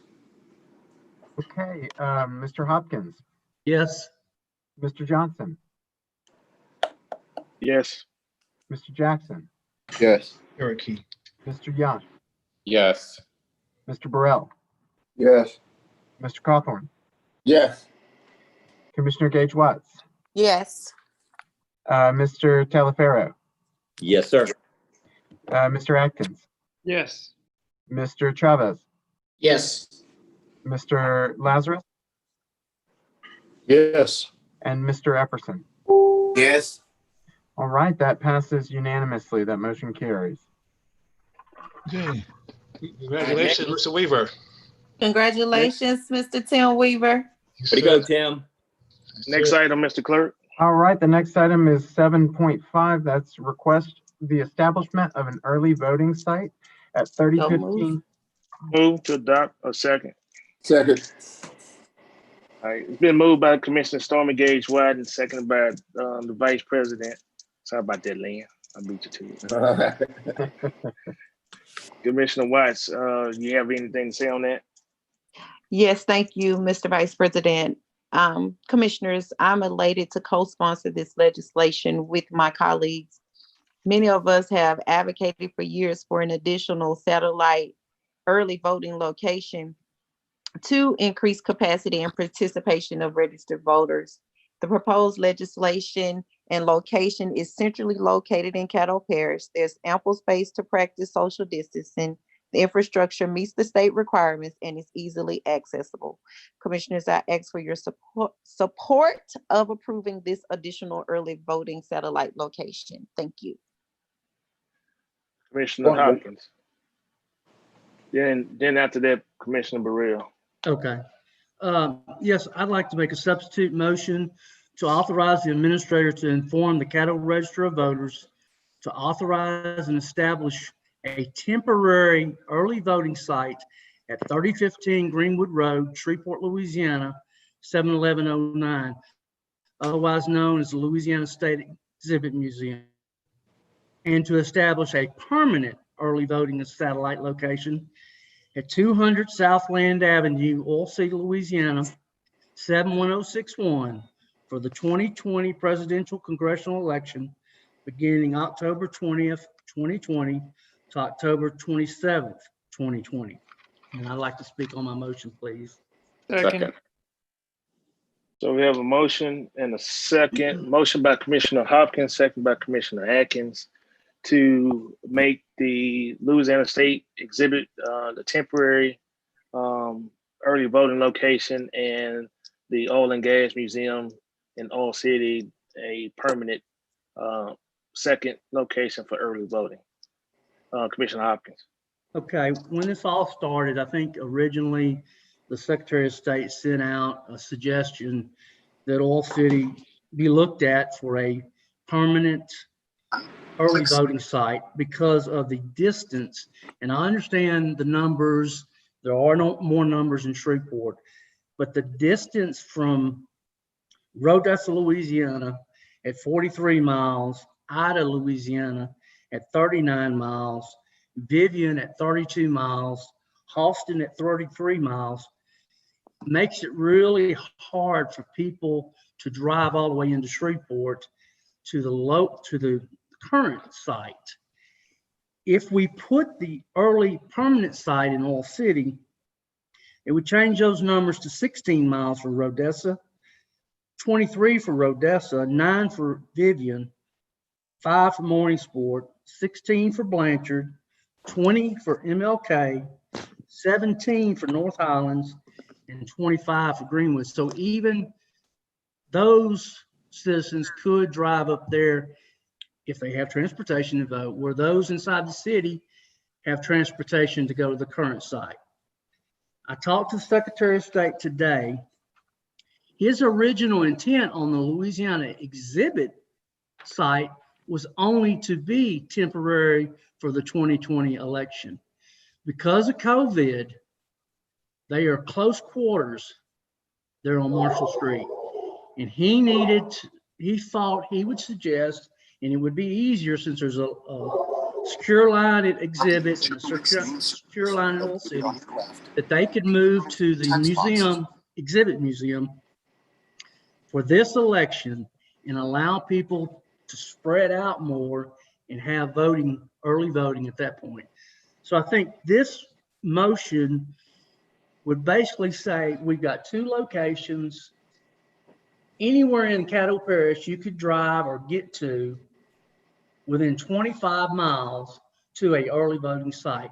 So where it's not always been equal access for those in Rodessa, Ida, Vivian, Halston, Oil City, Belcher, Gillum, then they could say they actually have equal access to early voting.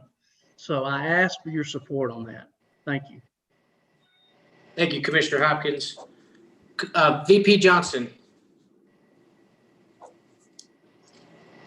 Commissioner Johnson. Yeah, thank you, Mr. President. But it's Burrell and then Cawthorn, and then myself. Okay, I saw you popped up on there before. So Commissioner Burrell, and then Cawthorn, and then VP. Okay, let me be clear on this substitute motion here. The downtown location will remain. We will establish a temporary site at 3015, but contingent upon All City having a permanent site. No, sir. What the Secretary of State was saying, he wanted to shut down the one on Marshall Street because of the COVID situation, and you have to be so close in proximity to the other voter. There's not a place to really spread out at Marshall. So they would shut that one down for this election and move everything from that office to the exhibit building for the 2020 election. You know, but Oil City would be a permanent situation from now forward, but we'd have 2 sites in the parish. And then if we need to come back as a group and actually come up with some other sites and put in the budget for next year, then we can do that if we need to do that also. We can't do that this time as a contingency, because aren't we building contingencies now? Well, I don't know if we could do that. I think we've got to go through the legislature. We've got to do something, and then maybe the legislature has to do something. I'm not sure. Legal would have to answer that. I'm not sure. No, but what I'm saying, can we put that in our legislation here to be sent to them? That well, we need to find, we need to find, I don't know that you want to add that to this and muddy this up, but I would support in the budget for this year, looking at other locations, west and south. Yes. I think we just got this muddied up from the original motion, Mr. Todd. No, this is actually the original intent. Original intent. Okay, well, I'm not familiar with that. Okay, Mr. Chairman, that's what I was asking. Thank you. Thank you, Commissioner Burrell.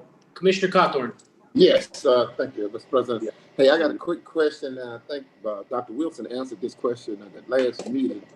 And it was my understanding, if my memory serves me correctly, that the reason why the Marshall Street office is located where it's located is because it has to be in proximity to the courthouse, correct? Yes, sir. That's correct. a mandate of the legislation that's already in place. That's correct. So for us to remove the Marshall Street location for this early voting special election, does that need to be enacted by the state legislature? That's something we can do. Maybe that's a question for legal. Who are you asking? Are you asking me or? I guess Commissioner Cawthorn. Yes. I was, Commissioner, I was privy to the conversation that Commissioner Hopkins had with the Secretary of State today. But according to what he's saying, his information is coming directly from the state, which have the ultimate approval on the locations. And it's the Secretary of State is suggesting that because of the COVID situation, that you move the current mandatory location to somewhere else temporarily. So, but I think you would have to get enabling legislation passed to create more than the one authorized site that we have currently authorized now. For 2021. Yes, sir, for 2021. Okay, so let me address this, Commissioner Hopkins. I don't know how long your conversation was and what's the depth of it. Does there exist the possibility of keeping the Marshall Street location for this election and the Greenwood Road location if the people at the Marshall Street locations practicing social distancing? Because there are a lot of people that work downtown who could walk to Marshall Street and early vote. And then for the arrangement that we have for the Greenwood Road, it being centrally located as a mechanism for people around the city on the transportation bus lines to be able to get there. Because the third piece that you're offering won't exist until 2021, correct? No, it would be for this year. Okay, so what I'm proposing is, what's the possibility of us having all three of those locations early voting for the 2020 election? Well, in my conversation with the Secretary of State, his deal was one of the problems is that staff. They don't have enough staff to have three locations. And because the Marshall Street location is so close in proximity and having to stand in line the way you do and then go in the way you are, it will take a really long time. So people are sitting next to each other way too much. That was his thought on moving it to, his suggestion to move it to the exhibit for this election, but it was never intended to be for, past this election. It was for this election. Somehow or another, in the translation, it got changed a little bit. I don't think anybody intended anything. I think you just sometimes when you one message to another, sometimes things get lost. But it was intended to move Marshall Street to the fairgrounds for this 2020 election. That way they could spread out with their voting spots, their iPads, because they have a landline and everything there. And it would be easier on being able to spread out and maybe inside more and not outside in the weather if we had bad weather. Or you could sit in your car until it got down. The problem with downtown, you can't park anywhere close, really. Right. Now, in the conversation, the concern that's not enough staffing, that was a concern by the local registrar of voters, or that was a notion by the Secretary of State? Well, the Secretary of State felt like they don't have enough staff to staff up three at this time. So that means that we couldn't hire temporary people, because people work temporarily to do the elections as the voting commissioners. So I think the learning curve to get someone up and running by November 3rd, if we start training them now, and we got a local person that's in the office training these people, I think we can hire some temporary people to man the third location. And I'll have to defer that to the Mr. Sibley, because I just don't think I can answer that question. Okay, we definitely do. All right. Point of clarification, Mr. President. Thank you, Mr. Cawthorn. Yes, sir, Commissioner. Early voting starts October 20th, and I think that continues to be missed from our conversation. Is we really and truly only have about a month to get whatever is going, because early voting starts October 20th, and if the legislature, the governor, and the Secretary of State can agree to an emergency election plan, it may start before that. So it may start before the October 20th date. So not November 3rd. Our minds have to be on in October.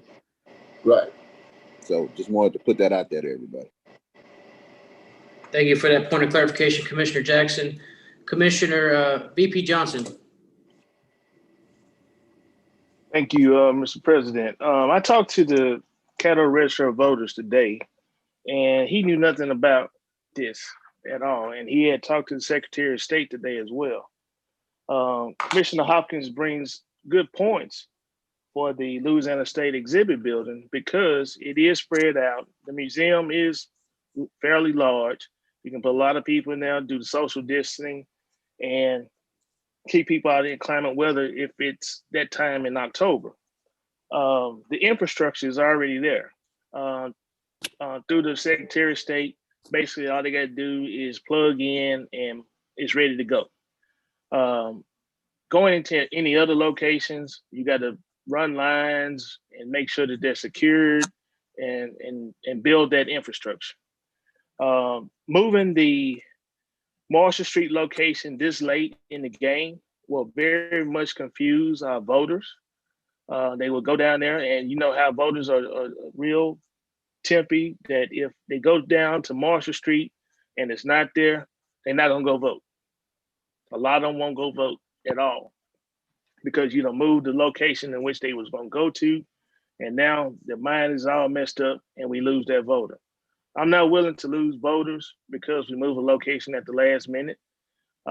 We just had an election in April, May, that they practiced social distancing. Now, the turnout wasn't good, but in this particular election, I'm looking at a larger turnout and more people to go to the secondary location than the downtown location. Because as I talk to people over a period of time, and this is nothing new that we're talking about. We talked about this last term. Some people weren't on board at the time, but we talked about this last term.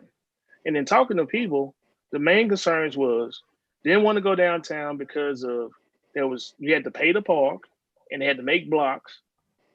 You're standing outside in the weather, and some in the springtime is pretty much fine. They can sit and talk, but now you're gonna have to social distance, which means that line that went to the end of the block will now probably go down Texas Street because you're gonna have to have the 6-foot distance between each person. We're talking about for the fall elections, for October early voting, and then the one that would be in November if needed. That's what we're talking about for this particular time. Then when we go in and ask the legislators to give us the 3 additional ones, then we can come in and do permanent locations. All of this is what we're talking about on the agenda today on the main motion was dealing with a temporary one for the fall election, not nothing permanent. So, you know, I guess this is, you know, it failed Thursday because we didn't get everyone to buy into it. And now it's, well, we want to make these changes. Well, I mean, it was thought put into why the Louisiana State Exhibit Museum. And my deal is we in a crunch right now. We don't have that much time left. And to try to do too much is going to end up saying we won't have one because they'll come back and say we can't get it done. And if the Secretary of State was looking at a museum that is in North Caddo Parish, which will cover at the most, I'm going to say 10,000 or less, or 7,000 or less people, then why not put it in a location in which you have the larger majority of the population? There's only 2 museums in Caddo Parish owned by the state. And I think that the one up further north is just too far out for this time. And so put one where it's already a state museum, which just so happens to be right there on Greenwood Road. Everyone knows where that's at. They know the location of it. Many people from Caddo Parish go to the fair. They know where the fairgrounds is located. The museum, I've heard that the museum, some people feel that the museum is unsafe. But what have you heard of any crime at the museum? None. Kids go there during the daytime for field trips. The fairgrounds basically has the hockey team playing there, which comes with people come from East Texas to come watch the game. No incidents. You have the Independence Bowl that's there year in and year out. No incidents. So where is the crime? The crime comes when we have the fair. Well, who brings the crime? It's not the people who stay there or the people who frequent that area. It's from outsiders who travel with the fair. And so you have to look at the realistic year round. Do the police search. Go and check the records and see how many incidents happen outside of the fair around the fairgrounds. We waste too much time debating on stuff in which it's not to the best interest of the public. And I'm saying, when I say the public, I'm saying about the majority of the public. Majority of the public is in Shreveport. If I move to the state line or to the line of the parish line, I'm moving out there for a reason. I want to be out there because I don't want to be bothered by things inside the city. So anything that comes up, I know I got to drive into the city if I want to do certain things. If I want to go to the movies, if I want to go to the doctor, pretty much. So even if I had children and I need to take them to school, I know I'm gonna have to go into the city pretty much for them to attend school. So you move out for a reason. And so we need to take care of the majority of the people with a secondary location that they will feel safe at. And right now, I feel that would be, and with this short period of time, that would be at the Louisiana State Museum. That's all I have. Thank you, VP Johnson. Commissioner Everson. Just if we remove the Marshall Street location, what would happen if we get an influx of, say, 300 to 400 or 500 people coming down to register? That's the only place where you can register to vote. They would deal with it. Here and again, what we are saying here now for these reasons is the same thing that this other piece of legislation that's coming up, speaking about the ramifications of COVID-19. This really makes a lot of sense to us, to me, a lot of constituents that have called me. We're going to do this Louisiana State Museum temporarily. That'll be for the early voting. Only early voting. How many times do we early vote? It's not like this is something we have to go through every year. How many courthouses do we have? Where do you have to come to check on your property taxes and things that the clerk of court, all of those things? The parish courthouse, irrespective to where you are. How many office of motor vehicle departments do we have? I think we got one, I guess, in northern Caddo Parish, and we got one on Normandy Drive down heading towards South Shreveport way. Now we got one in the middle of the city now. I'm not talking about these pay sites. You got that's a state site. It's a state site. Yeah, I understand, but anyway, this is what we need for this right now, and temporarily. Then we do our resolution to request 3 more sites in 2020. Then we could geographically locate them. I'm never in favor of giving up something that you have in place. Downtown is the mainstay. It must be there. Thank you. Thank you, Commissioner Everson. Commissioner Watts.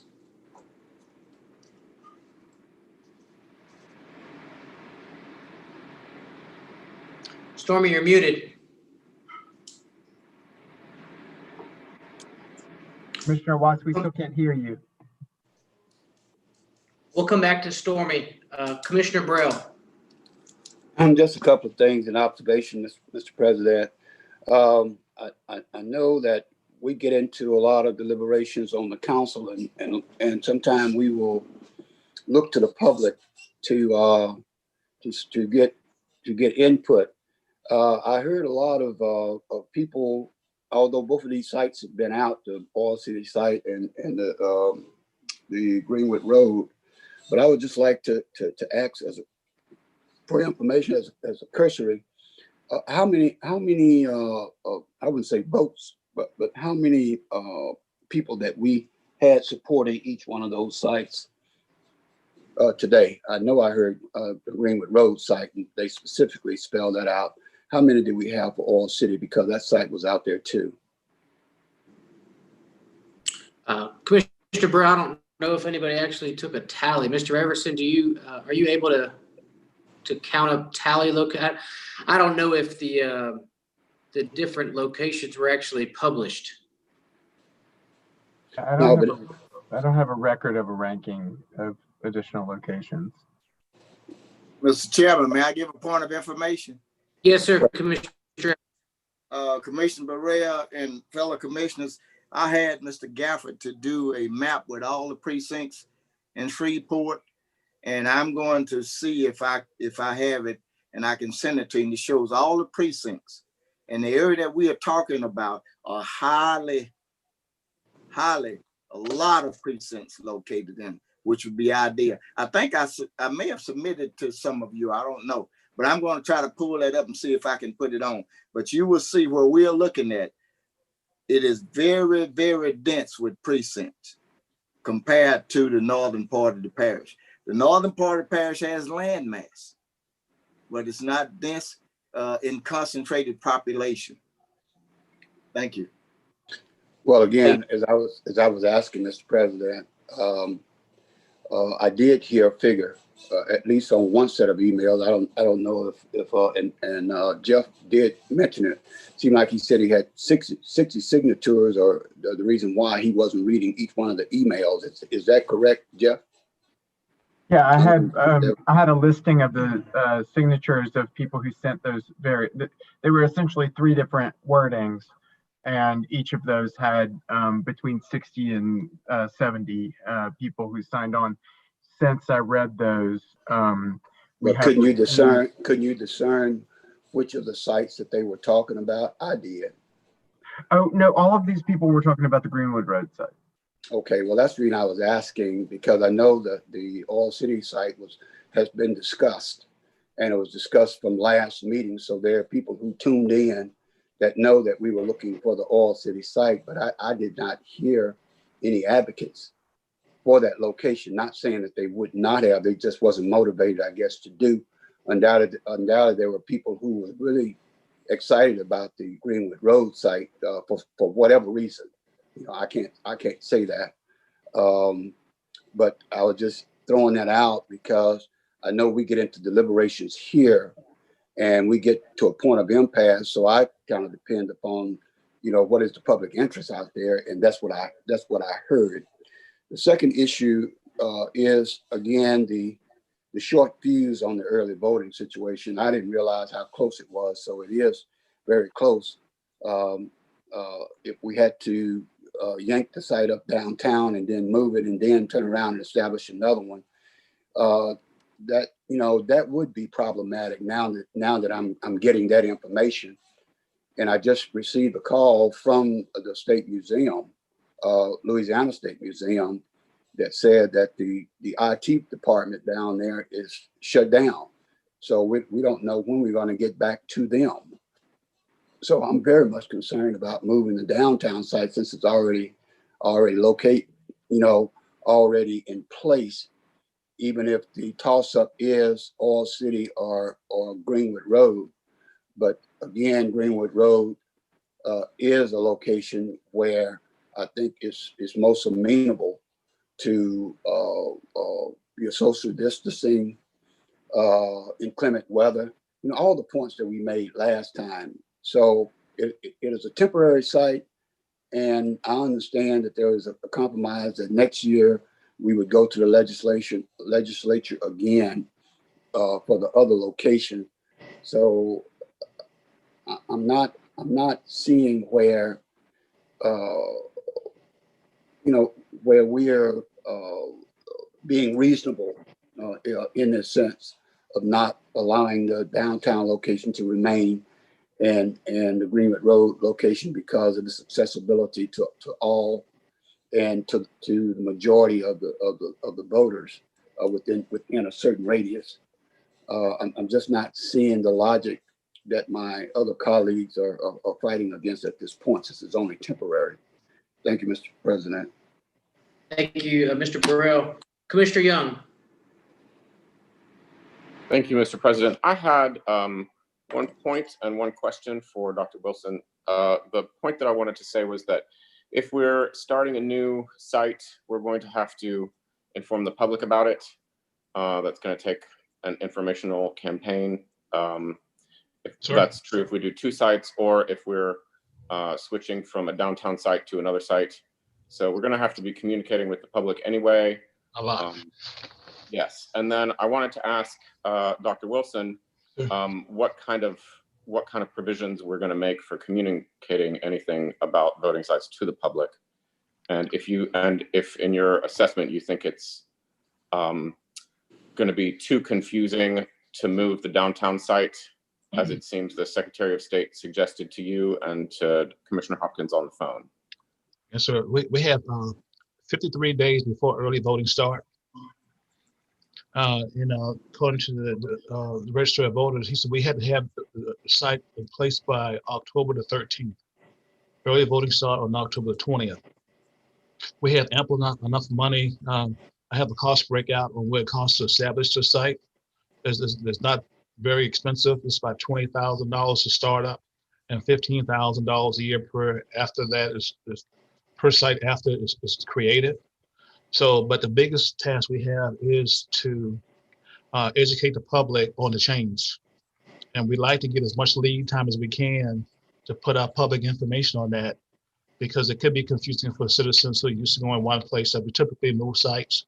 We have to post people at those sites. We got to do a lot of signage. There's a lot of work goes into notifying them. If I'm not mistaken, we also have to notify the Justice Department on a pending change as well. And Attorney Frazier, am I right on that? Ms. Donna? I'm trying to unmute. I apologize. Okay. Don't we have to notify the Justice Department on any change in polling locations? Polling locations, yes. I'm not sure that this counts as a polling location. Okay, all right. So, but anyway, in that case, okay. I hope I answered your question, sir. Yes, that answers it. My concern is that we not confuse people, but if we have to do a lot of public messaging anyway, it seems to me that it might not be such a big obstacle to move the downtown one for the sake of COVID, and it does have all those good capabilities for accommodating a larger or for accommodating people with more space in between them. But since there's more than one viewpoint on where a good site would be, there's a geographic consideration, and then there's a population consideration. And it seems like from Commissioner Hopkins and Dr. Wilson's conversation with the Secretary of State that it's possible that we could have each site that that appeals to all the interests that have been brought to the conversation. And so I would be in favor of having both sites and using our public messaging efforts to let people know that we're going to be, because of COVID, we're going to be voting downtown, not downtown, but at the fairgrounds or at Oil City. And I think it would be good for us to, try to advertise that on news channels. They're often eager for stories.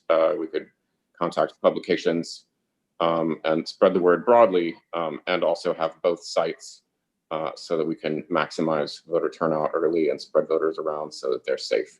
Thank you. Point of information, Mr. President. Yes, sir, Commissioner. Going back to what Commissioner Young is saying, it's my understanding from what Dr. Wilson said that there's a $20,000 per site cost to start up.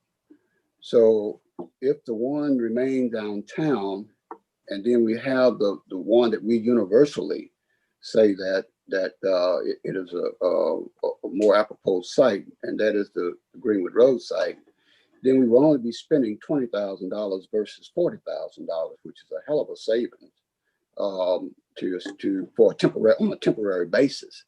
So we are in. Let me on that. Yes, is that correct? Commissioner, let me check on that point. Dr. Wilson, Commissioner Bell would like to know if we have this duplicate location up north as well as Greenwood Road, would that result in a $20,000 cost? Yes, sir. Every additional site you have beyond the original site, you incur $20,000 expenditure. But we have $100,000 in the budget for the whole project. Yeah, I'm not talking about. Yeah, that's what I was saying. Yeah, I thought I heard it correctly, and we'll be saving $20,000 just by establishing another site at a place that we universally say that at least you can get the proper distancing and taking the relief off the one downtown. That is that's my only point there.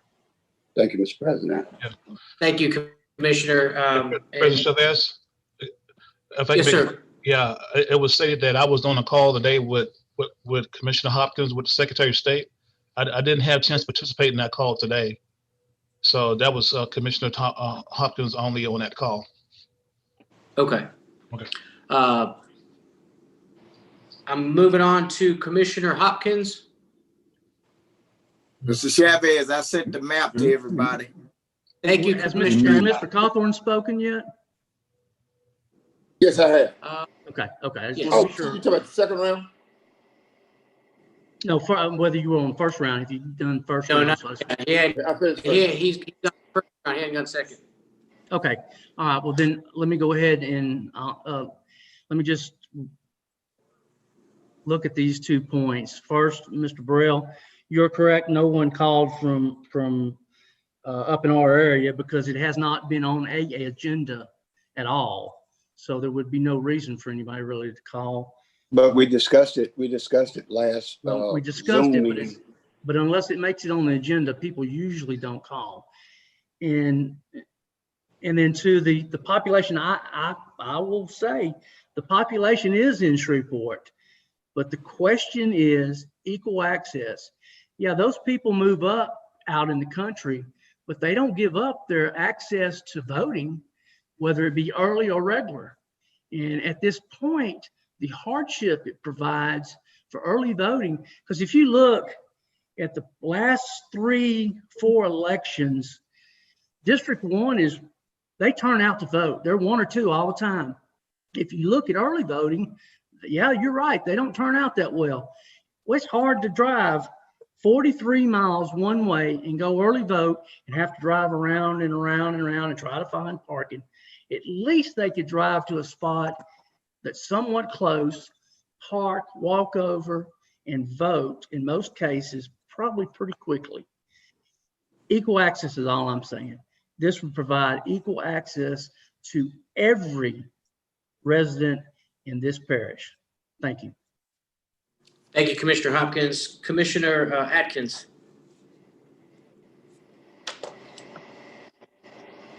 Thank you, Mr. President. I still want to go on record as feeling that the fairgrounds is not a fair and balanced location for a early voting site. I would just soon see us stick with our current one location downtown. Some commissioners have been supportive of a downtown location. But part of the concern with the downtown location is the coronavirus. So we have a little conflict there in our position. I would just remain with our one location downtown. That's it. Point of clarification, please. Yes, sir, Commissioner Johnson. And it was toward Commissioner Atkins' comment about the State Fair Museum not being balanced. So I would like what that means. I'd be happy. Go ahead, Commissioner. I don't feel like that there's a balanced political mix in the vicinity of that voting site.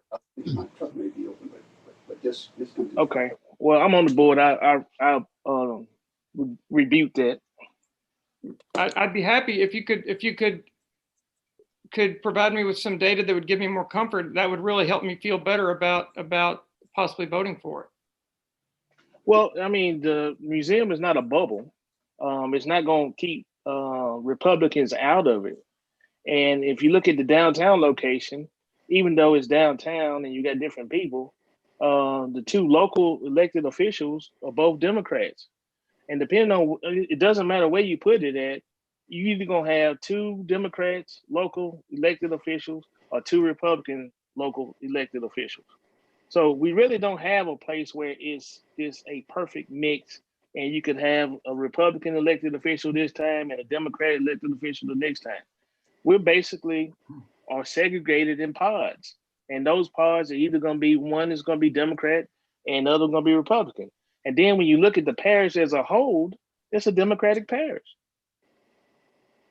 Every election, if you look at statewide elections, Caddo Parish is a Democrat parish. That's because of Shreveport is the majority of the voters, and those voters basically vote Democrat. Well, I think they're So to put it, it's still go my ahead. still my floor, right? Yeah, your floor. Yeah. So I think downtown is a common area that's visited by Republicans and Democrats. The fairgrounds too. I still think that in my view, it is not as well balanced it is not as well balanced of a location. But again, I'm open to being convinced otherwise. I will convince you my second time around. Okay. If you come out there, John, a little more, maybe we'll have more of you out there. But it's safe. Hey, I will yield back to the president. Thank you, Commissioner. Got a couple questions myself. I want to get on the board before somebody calls for the question. That won't happen no time soon. Dr. Wilson, if we expend the $20,000 for Greenwood and possibly this other scenario for up north, would we be able to reimburse this via the CARES Act because we're getting a COVID solution for social distancing?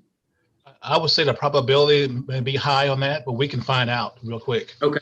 We can work with Mr. Haley Barnett and find out. But I would think anything COVID related that causes us to change how we do business should be a candidate for cost reimbursement. Okay. That sounds like a big yes. A point of clarification: if we would have to do a budget amendment though, Haley, because you couldn't have budgeted for it. We've already budgeted for that, so I just want to point that out. Yeah, but the additional And site. also, the additional y'all just said that. I know about y'all just said that the CARES Act has to be in by September 30th. Right. The election is not until October. Yeah, and the funding couldn't have been in your budget prior to January 1. We adopted our budget in 2019. So I think that's what we get. We could do a budget amendment. I don't mind doing another budget amendment. I'm just saying that would be a technical issue. You noted. Okay, so what I gathered, Dr. Wilson, is the answer is yes, that most likely we can recoup that $40,000. Yes, sir. Commissioner Chavez, we had originally budgeted for one location. Now we're talking about two if we continue to head in that direction. So we incur an additional $20,000 expense for having the additional site, primarily driven because the COVID situation at the current location says otherwise in terms of safety, we need to move it to a larger venue. So that's the additional cost. So you're talking about two sites as opposed to one, or are you just talking about one site? One site, we're budgeted for. Two sites, we're not necessarily budgeted for that. And that was driven by the Secretary of State's recommendation to move it because of the spatial requirements and the COVID concern. So to me, as long as we we have to have the expense before September 30th, before we can actually put in for reimbursement. So, but then from September 30th to 13 October is only 13 days, 14 days.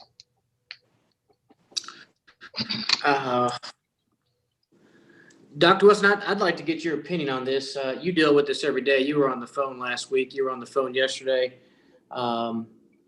Obviously, it's politically charged for one reason or the other. But what I would like to know more so is procedurally, we're at a huge time restraint, and I would hate for us to risk putting this up, to hurry through it and risk our election and it fall apart or it not work within 2 weeks. So give me your opinion on what you think is the best idea, because you've talked to the experts down south as well as the registrar of voters. What do you recommend we do here? Commissioner Chavez, I think if you all make a decision today, you would put the registrar of voter on notice that you would like this site. He would then assemble the election board. They will go out and look at the site and make a determination whether the site meets certain requirements. Then they would have to go to the Secretary of State's office and say, this is the site that we propose. Could you come out and have your IT department, whoever inspect it, And is there a already secure high-speed internet line already at that site?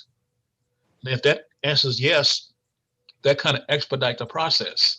But only they can answer that question as to whether they can meet the timelines or not. So I would suggest pick a location. I know it may be politically charged, but pick a location that y'all think is best, and then we'll put it in the registrar's hands and have him run with the football for a minute and see if he can score a touchdown for us. Okay.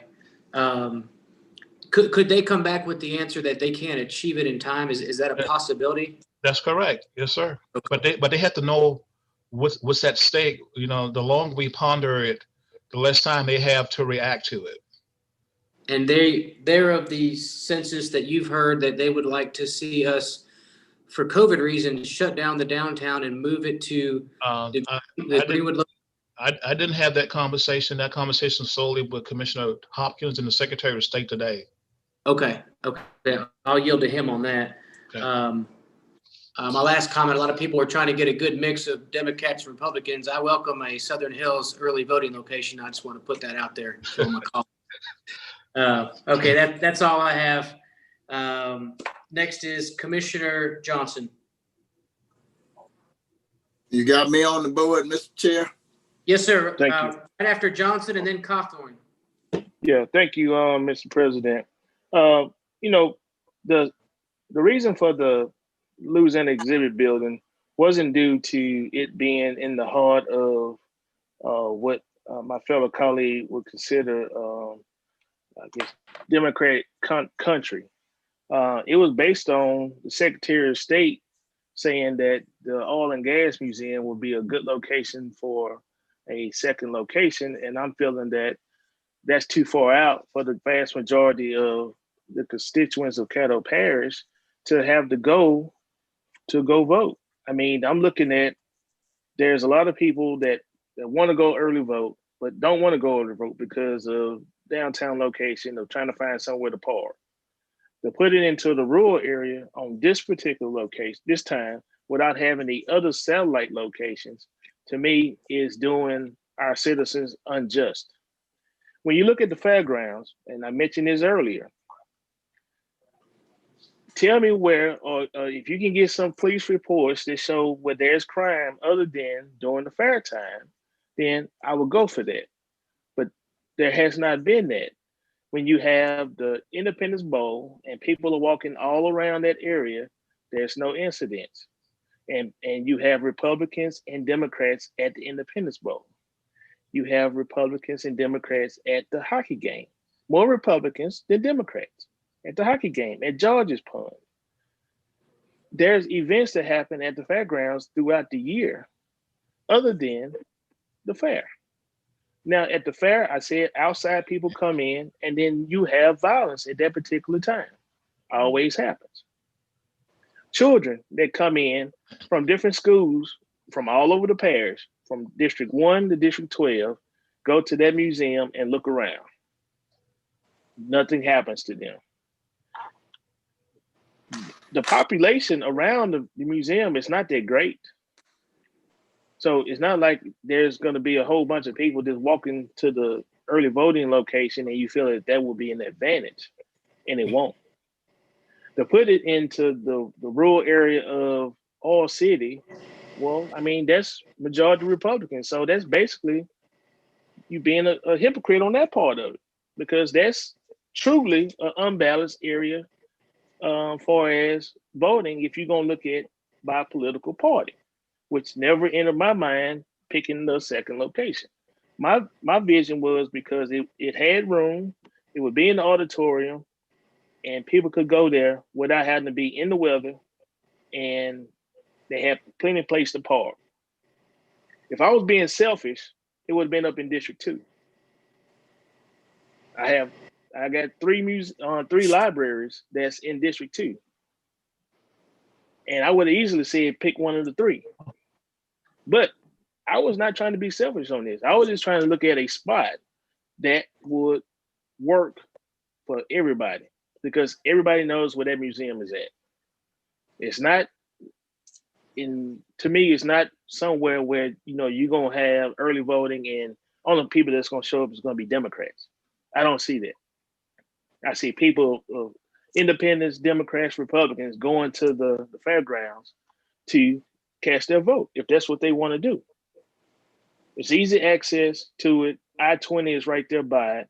You even have a hospital. Not only one hospital, you have two hospitals and many doctor offices right along the corridor of where that's at.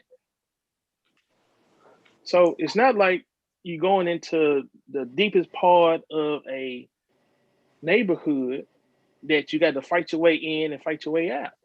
It's not like that. And so I would think that, you would, well, I'm just putting the case to them that it's not like they think it is. And I would think that you would reconsider and think about, having that as the satellite location for this fall election, early voting. And that's what we're talking about. 2 dates, one in October, one in November.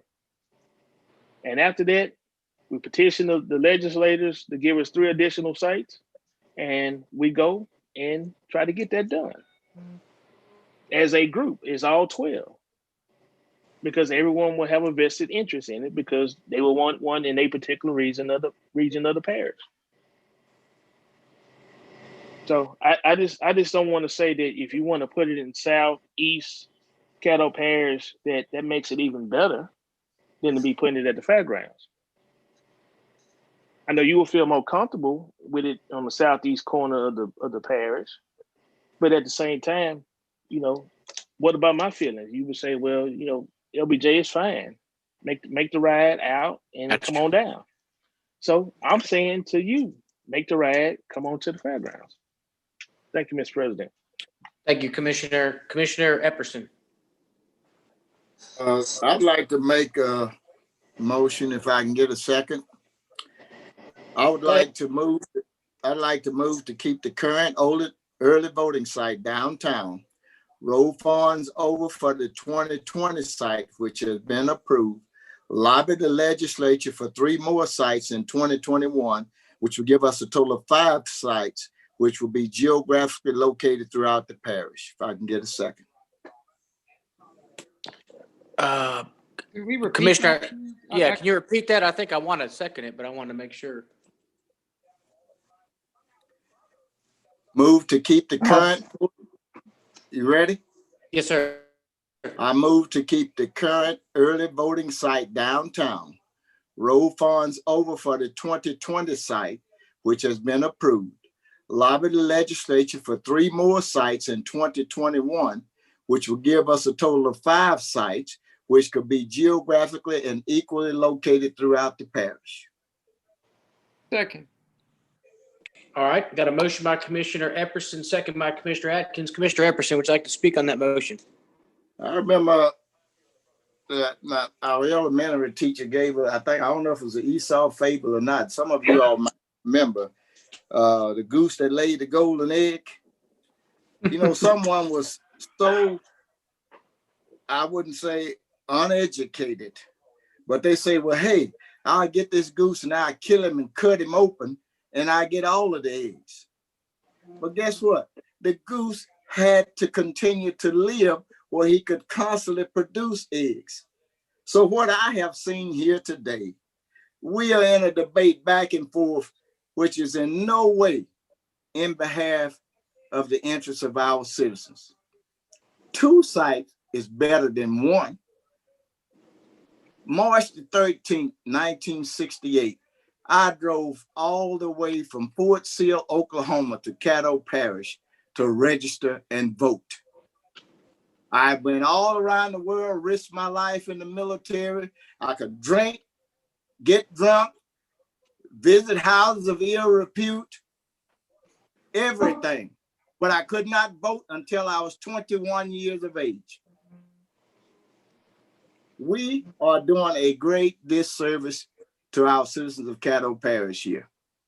But if we are so skeptical and leery of each other, please accept this motion, stay with the one we got, It's the only one we had all these years that's been working. I've driven downtown until I reached the age where I can do the mail-in ballot. And if you really want to do something, you're going to find a way to do it. So let's support this motion, move forward, since we are so leery of each other, don't trust each other, looking for a distinct political division. And we'll try this thing. Well, hopefully in 2021, it'll be fair to everyone. Thank you. Thank you, Commissioner. Got a couple commissioners that want to speak on this.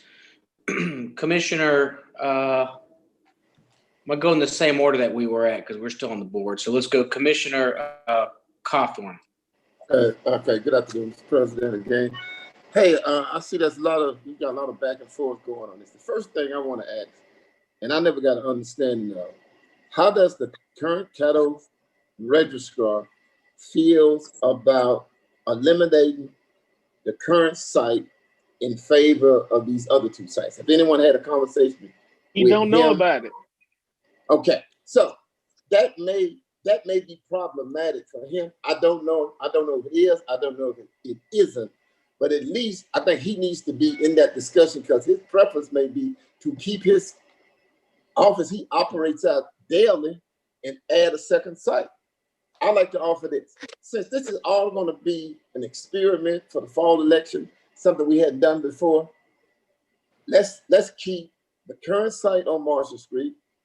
Let's vote to have a temporary site for Greenwood Road, temporary site for R City, and then come back in 21 and lobby the legislature for those other sites. So let's get past the fall election with this temporary apparatus with 3 sites, and if we got the funding to do such, and move on down the road. But you can't do that. Thank you, Commissioner Cawthorn. I can get on the board and address that. I did speak with the registrar of voters yesterday. I'll get on the board and I'll speak to you on that. Commissioner Lazarus. Call for the question. Second. All right. Question has been called. Commissioner Cawthorn, I'll tell you offline what he said. Mr. Everson, roll call vote on call for the question. Okay, Commissioner Hopkins. Yes. Commissioner Johnson. Yes. Commissioner Jackson. Yeah. Commissioner Young. No. Commissioner Burrell. Yes. Commissioner Cawthorn. No. Commissioner Gage Watts. No. Commissioner Talaferro. Yes. Commissioner Atkins. No. Commissioner Chavez. Yes. Commissioner Lazarus. Yes. And Commissioner I'll Epperson. switch to no too. Yes. Okay. That motion carries just barely with 8 in support and 4 in opposition. All right. Now we vote on Commissioner Epperson's substitute motion, seconded by Commissioner Atkins. Mr. Everson, would you please read it so everybody knows what we're voting on? Let's see. I don't have a written copy. I'll have to. Commissioner Epperson, could you restate it?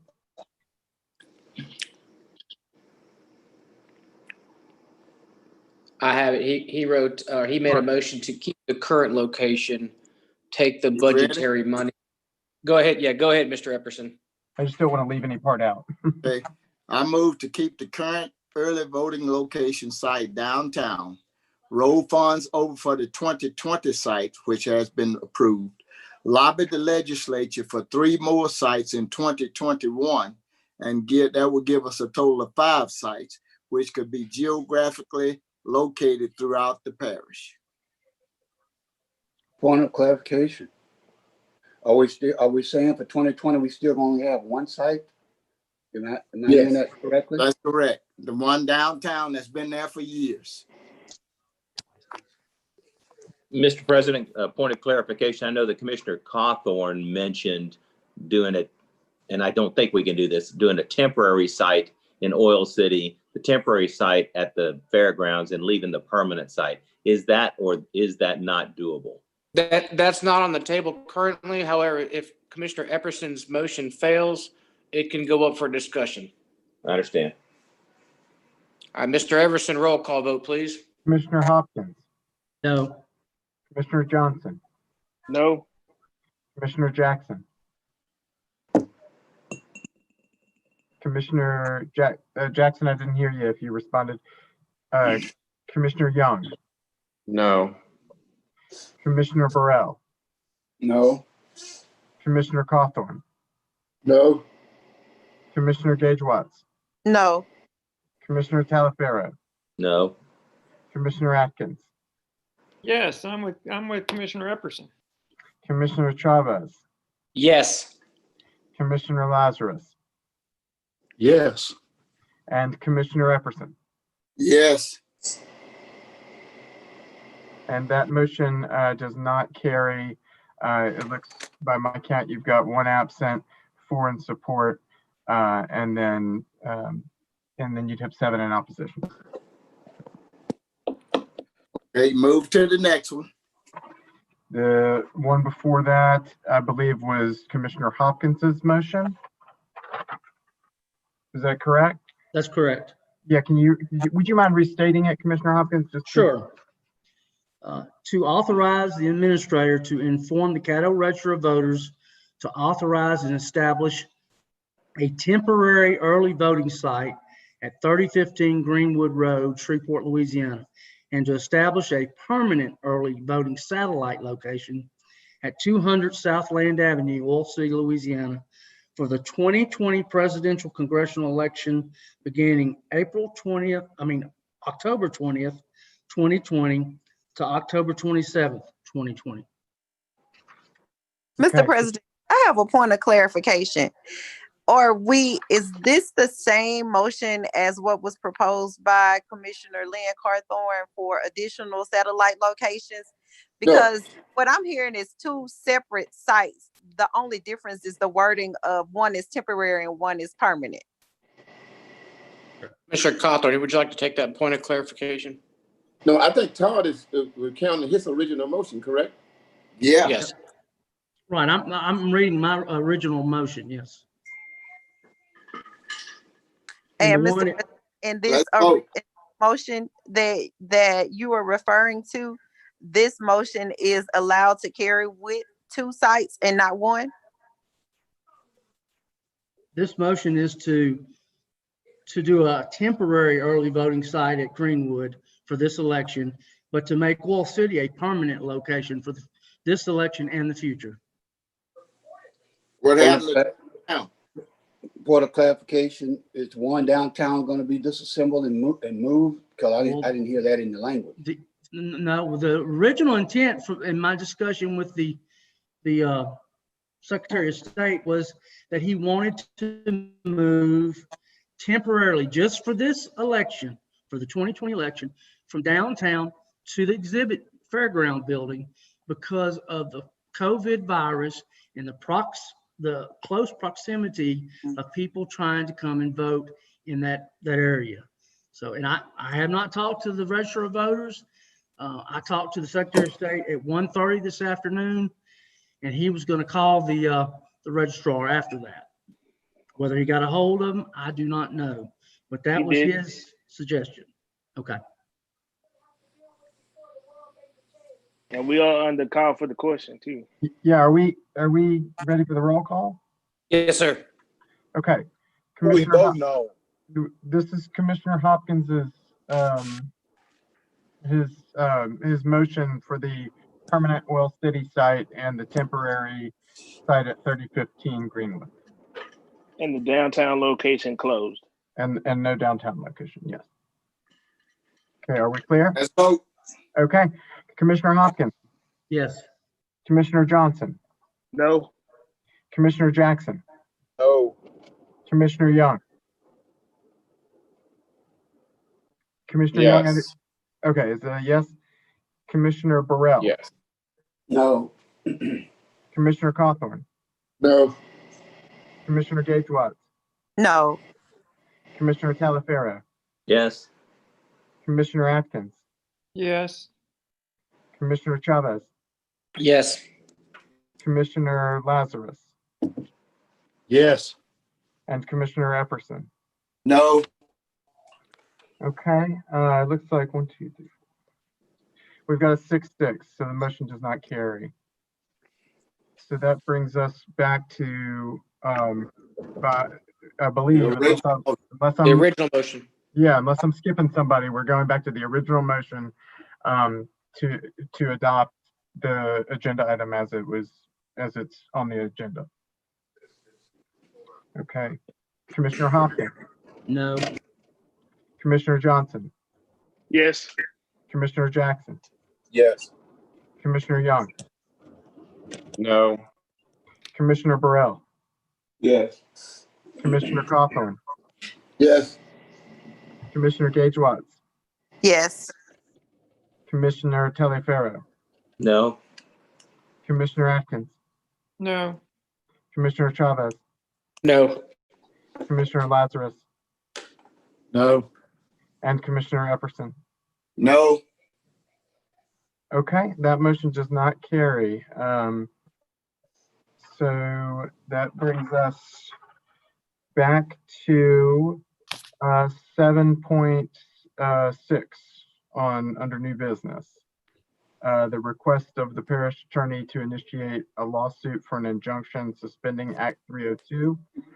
And it reads that a request to the parish attorney would immediately initiate appropriate action to file a lawsuit on behalf of the Caddo Parish Commission for an injunction suspending the intent of Act 302 enacted by the Louisiana State Legislature. Hey, I'm sorry, Mr. Clerk.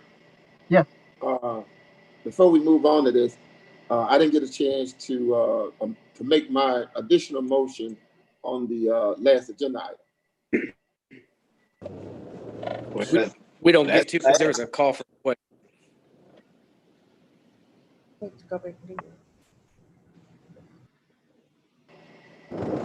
ahead, Mr. Clerk. Yeah, sorry. Okay, so I was reading this item and it said enacted by the Louisiana State Legislature relative to virtual meetings and agenda items of local governments with the appropriate judicial court system. So move. Second by the chair. Commissioner Epperson, would you like to speak on your motion? I've heard several things that would substantiate action relative to this. Heard that the Secretary of State injected on a private person a telephone call to one commissioner about moving a voting site because of the COVID spread of COVID. Also heard about the situation where we are going to contribute $25,000 to get a digital application process in place for the MPC because of employees and staff and patrons of the MPC working in conjunction with the Metropolitan Planning Commission. And just would ask that we would approve this motion. There have been today the judge in Florida where the school board filed an injunction against the governor. He awarded that injunction about the kids going back to school in person. This isn't anything new. And I thought I heard somebody came on a call today stating that we do have a right to seek means of redress from any action by our government, be it national, local, or state. And I will ask for your approval relative to this. Also, there was some information that came out, I think I forwarded to a lot of you that our HVAC ventilation systems and filtration systems has been found to be a spread of COVID, which you know that we've had 2 potential outbreaks in Government Plaza since March up to this point in time. And we're stating about trying to make sure that we don't jeopardize, I guess, the employees at the registrar of voters office. And of course, that building, the Francis Bickham building. And I mean, hundreds of people come in and out of there every day, as far as people working there every day. School is in place. All of the people that work in Government Plaza, these kids are going to be going and congregating. And when they disperse and go home in the afternoons and with their parents or whomever their guardians are, those people are going to be congregating too. So I look for things to get progressively worse. And just to throw a figure out, as of 4 o'clock yesterday, we have 5,715,567 cases of COVID in the United States. It's up by 33,076 from the previous day. We have 176,617 deaths in the United States. That's up by 394 since yesterday. Louisiana has a total of 143,566 cases of COVID. That's up by 622 since yesterday. The death toll in Louisiana as of the 23rd of August is 4,623. It's up by 18. And I thought I saw an article today where it said Louisiana was doing good, but we're still in the red. So this thing isn't over. And I ask that we would approve this motion on behalf of our employees, our staff, and all persons that come in and out of Government Plaza. Thank you. Thank you, Commissioner Everson. Commissioner Hopkins? Yes, my question is to legal. Would this be a action of like a declaratory judgment in district court? Commissioner, it would be a declaratory judgment and request for injunction in district court. However, not in the first JDC. It would have to be in the 19th JDC in Baton Rouge where the legislature sits. Okay. And it's something our legal department would handle? Yes. Okay. All right. The only other thing I have, of course, I'm not real fond of one government body suing another government body, and I know it happens from time to time, but I mean, I know in Baton Rouge and in Washington and yet sometimes at the Caddo Parish Commission, we all pass bad bills, but I mean, I think I'm just a little leery of this, but I will probably support at least getting a declaratory judgment and see what happens. Thank you, Commissioner Hopkins. Commissioner Jackson? I actually would like to make an amendment to make this a federal lawsuit on the basis of it violates one person, one vote. Well, I'll just make my motion just speaking to it if I get a second. Second. Okay, I got a motion by second by Commissioner Burrell. Go ahead, Commissioner Jackson. Yes, I like for our legal team to pursue or look at, let me just say, I'd like us to also look at and not throw out district court as well. I like us to look at a federal track that this violates one person, one vote mandate of the voting rights, because if you have a commissioner who cannot attend because they have to, or cannot participate because they have concerns about their health, because they're in an at-risk category, well, you basically set them up or set their district up to basically be disenfranchised. And so those voters may be disenfranchised because they have no representation at that point. And so I think we've got a equal representation as well as a one person, one vote under the voting rights. And I think you've got some other just federal questions there, because, you know, somebody from District 12, well, somebody from District 3 can go and infect the commissioner from District 12. And I can still come to the meeting, but the commissioner from District 12 may not be able to come. And so I think there's some federal questions there that need to be answered beyond a state district court questions that need to be answered. So I support it, but I also want to see us pursue or at least look at a federal option as well. Thank you, Commissioner Jackson. Commissioner Young? Thank you, Mr. President. To start with, I'd like to have Attorney Frazier respond to the request that Commissioner Jackson has just about federal suits. Commissioners, we have looked at some potentials on federal issues. However, everything that we found so far require those to be brought by the person who is affected. And so those are pertaining, the federal issues pertain more to individual rights, not the rights of the parish or the governing body exercising its jurisdiction. That's going to be exclusively a state action. The federal action we need to have individual plaintiffs is what we found so far, but we will continue to look. Well, I withdraw that then. Thank you. I withdraw my motion. Thank you, Commissioner Jackson. And I also wanted to say just that since this is a brand new law governing a new situation and there's no case law about it, and our attorneys have advised us that there is grounds to challenge it based on it's lacking a rational basis and possibly interfering with the normal function of our charter.